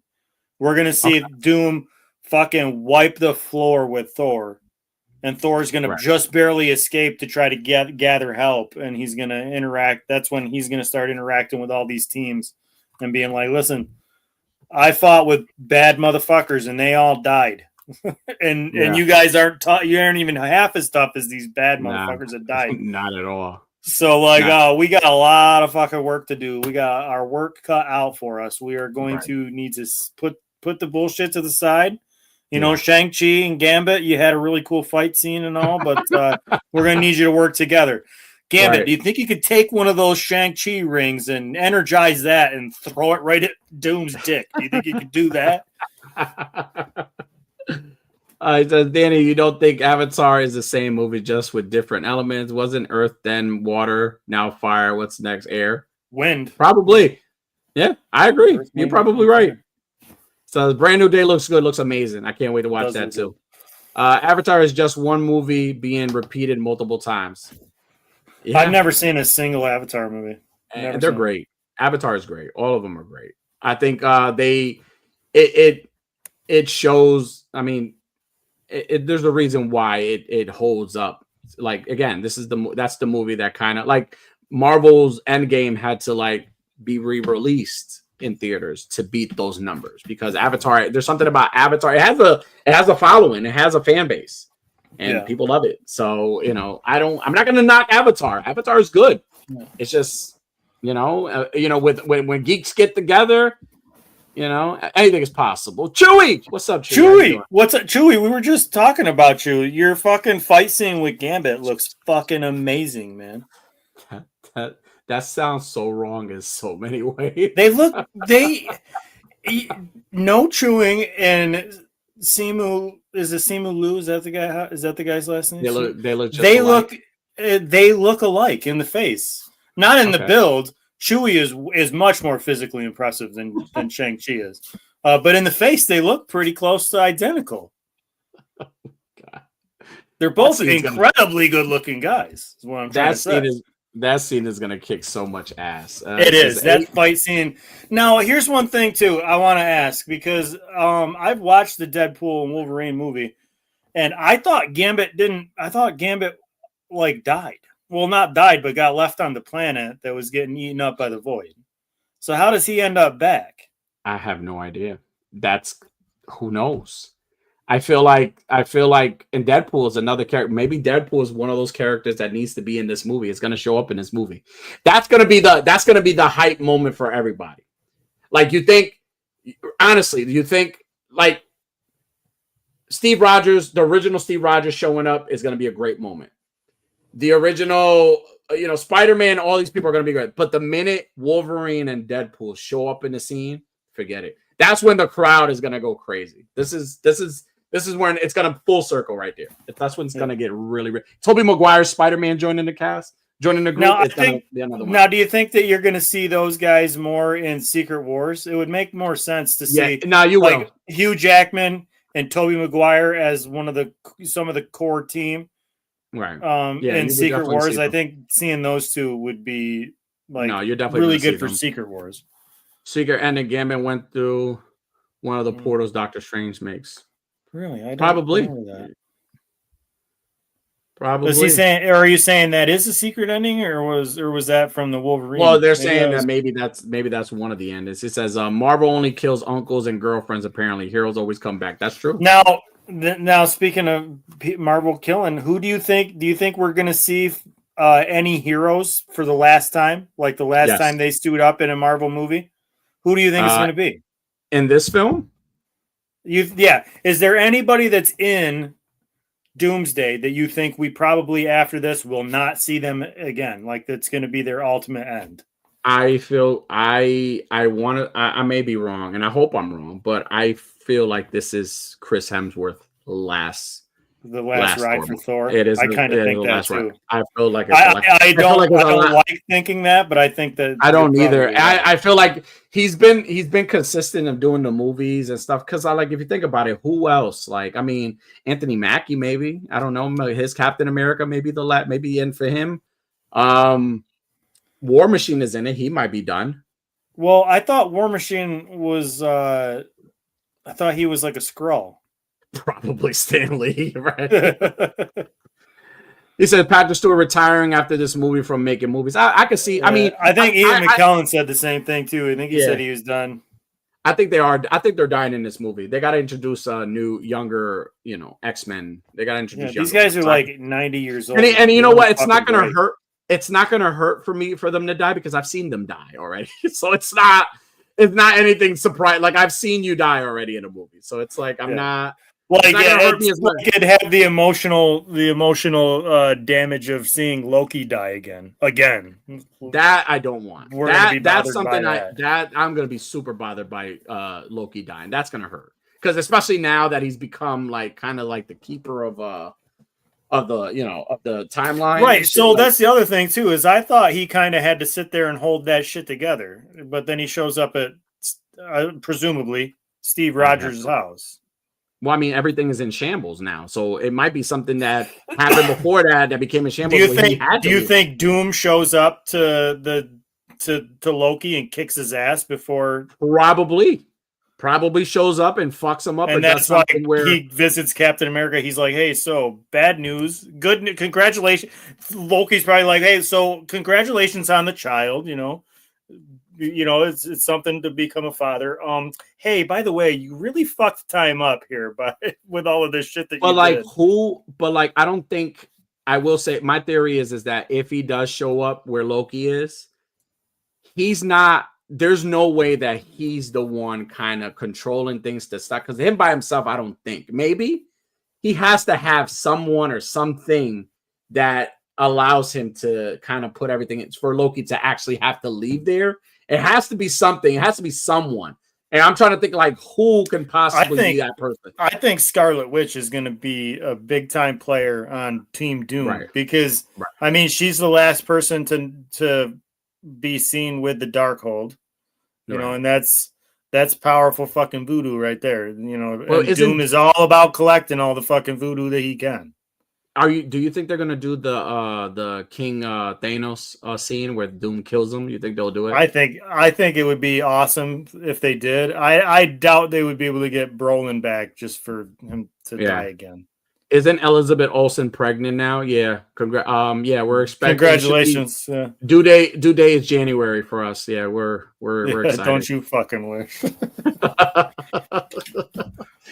Oh man, I'm excited, dude. I'm telling you, I have so many fucking theories on so much that's going on.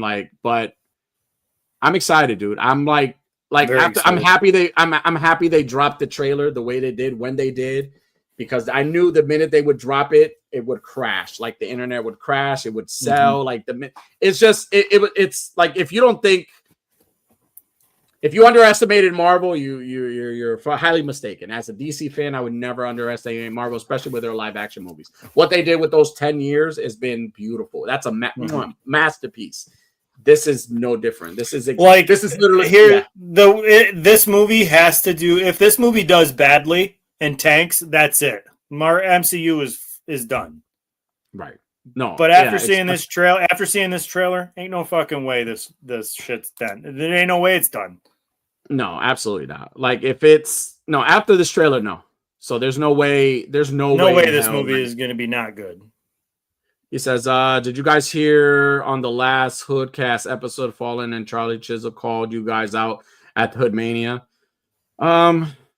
I did not listen to the newest episode yet. No, I didn't listen to that either. That's news to me. Yeah, listen, they're gonna want to fucking watch who they're calling out. I can tell you that right now. Up to me with your chest puffed out, bitch. I'll let the air out of you in a hurry. Well, listen, if they are calling us out, listen, there's a time and you want the smoke, you know where to find you. Make your way to Legion's Con. We'll be there.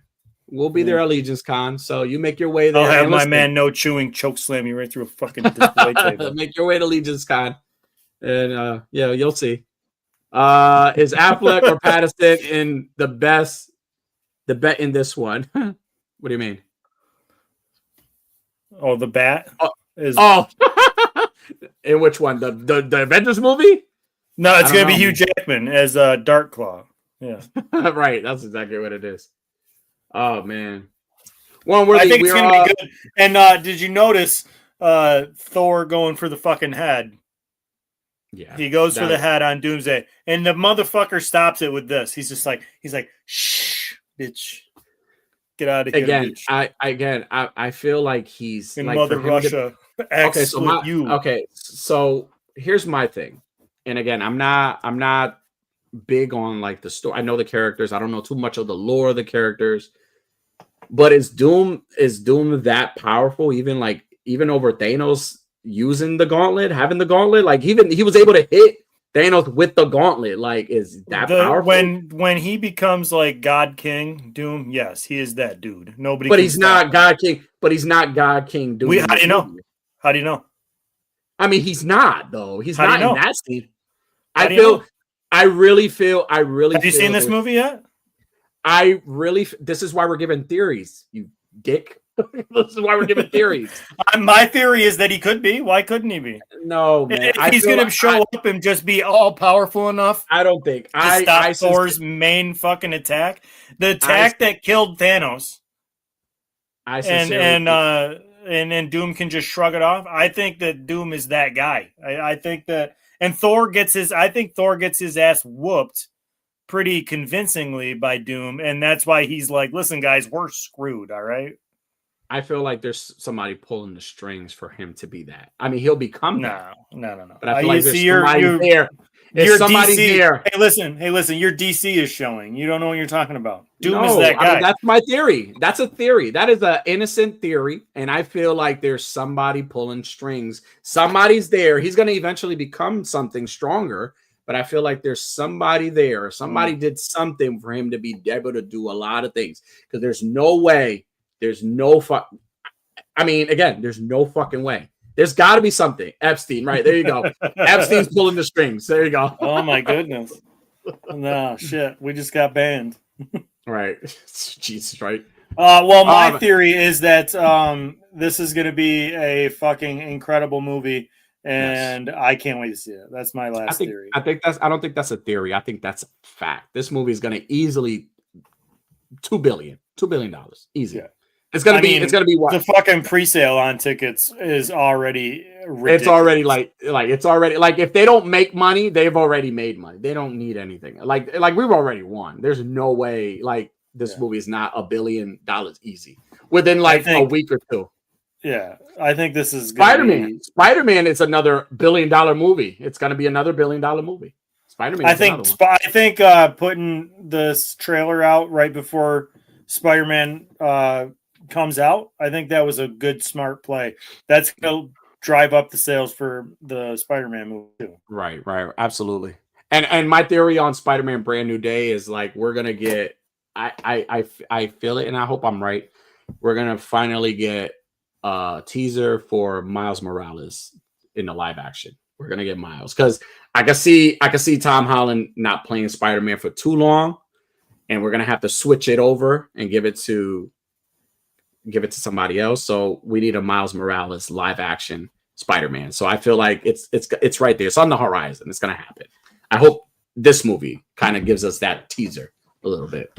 I need that. That's the character the one I'm looking forward to the most is Miles Morales to show up. I think I heard Kevin Feige saying in an interview in the past couple of days, Miles is coming in after Secret Wars. Okay.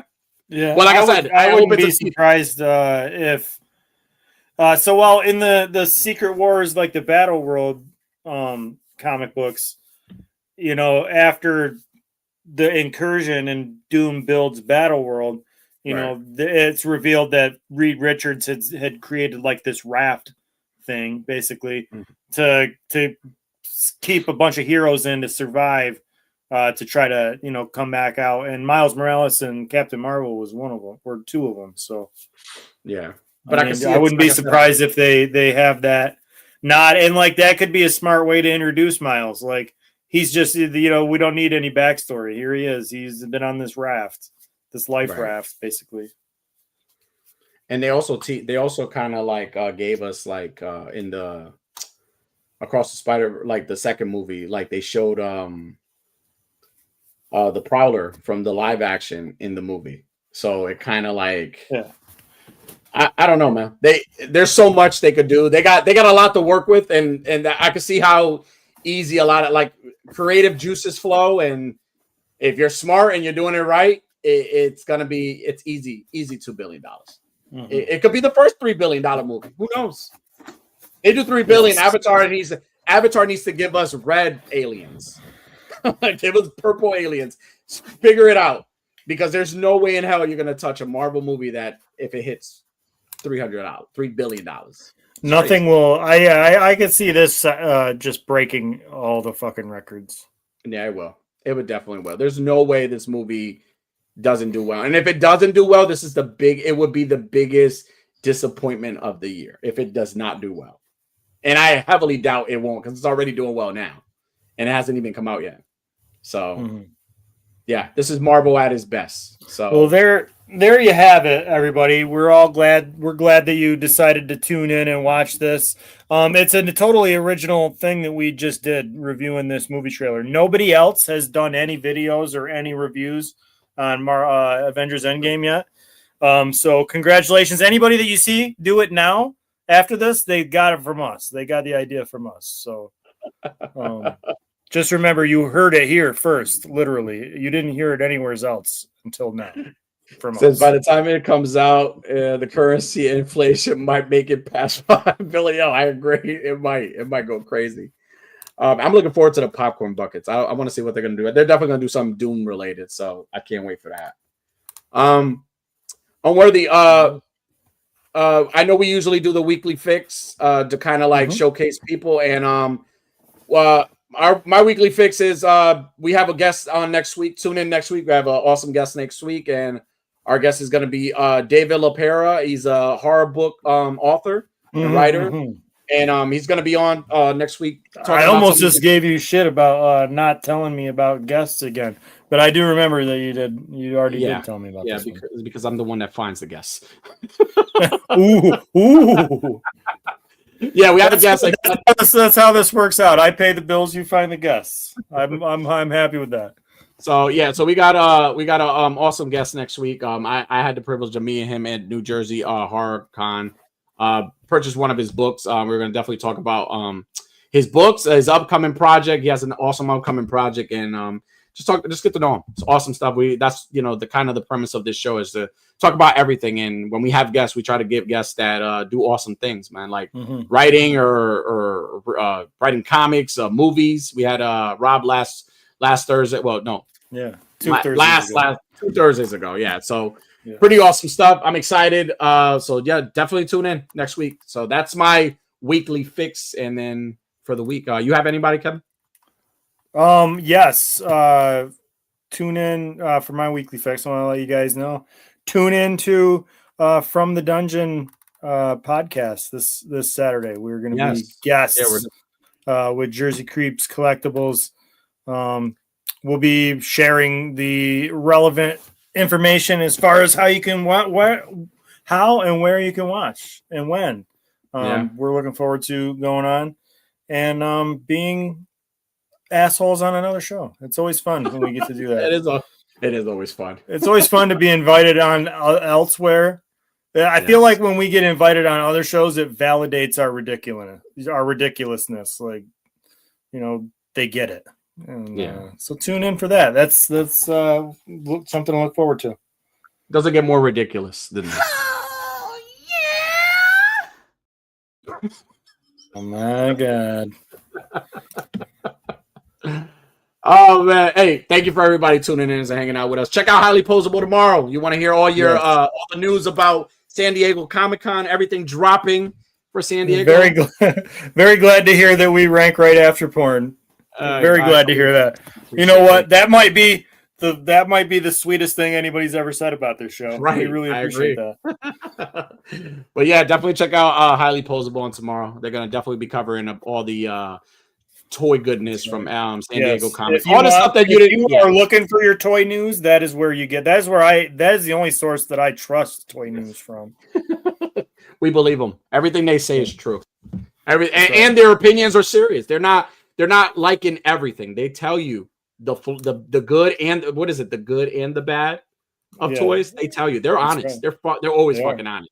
Like I've made a lot of decisions of not purchasing because watching Highly Posable. Like I'm like, I don't need to buy this. I remember when they said this and I don't buy it. I've done it because of them. So definitely check them out tomorrow. That's right. But Unworthy, do you have a quote for tonight? And I hope it's a Doom quote. Like it has to be like I do have a quote of the night. Yes. Let's hear it. I have fought with a lot of heroes and they all died. You guys ain't shit. Oh yeah. That would have been my answer to Thor. Now hold on.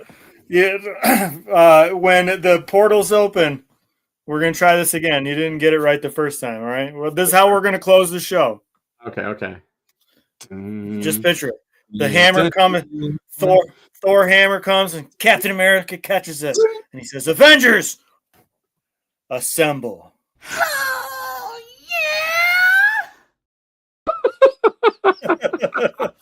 yeah. And with that being said, ladies and gentlemen, good night, beautiful. Thank you for tuning in. Be sure to hit that like and subscribe button. Click that notification bell for more content.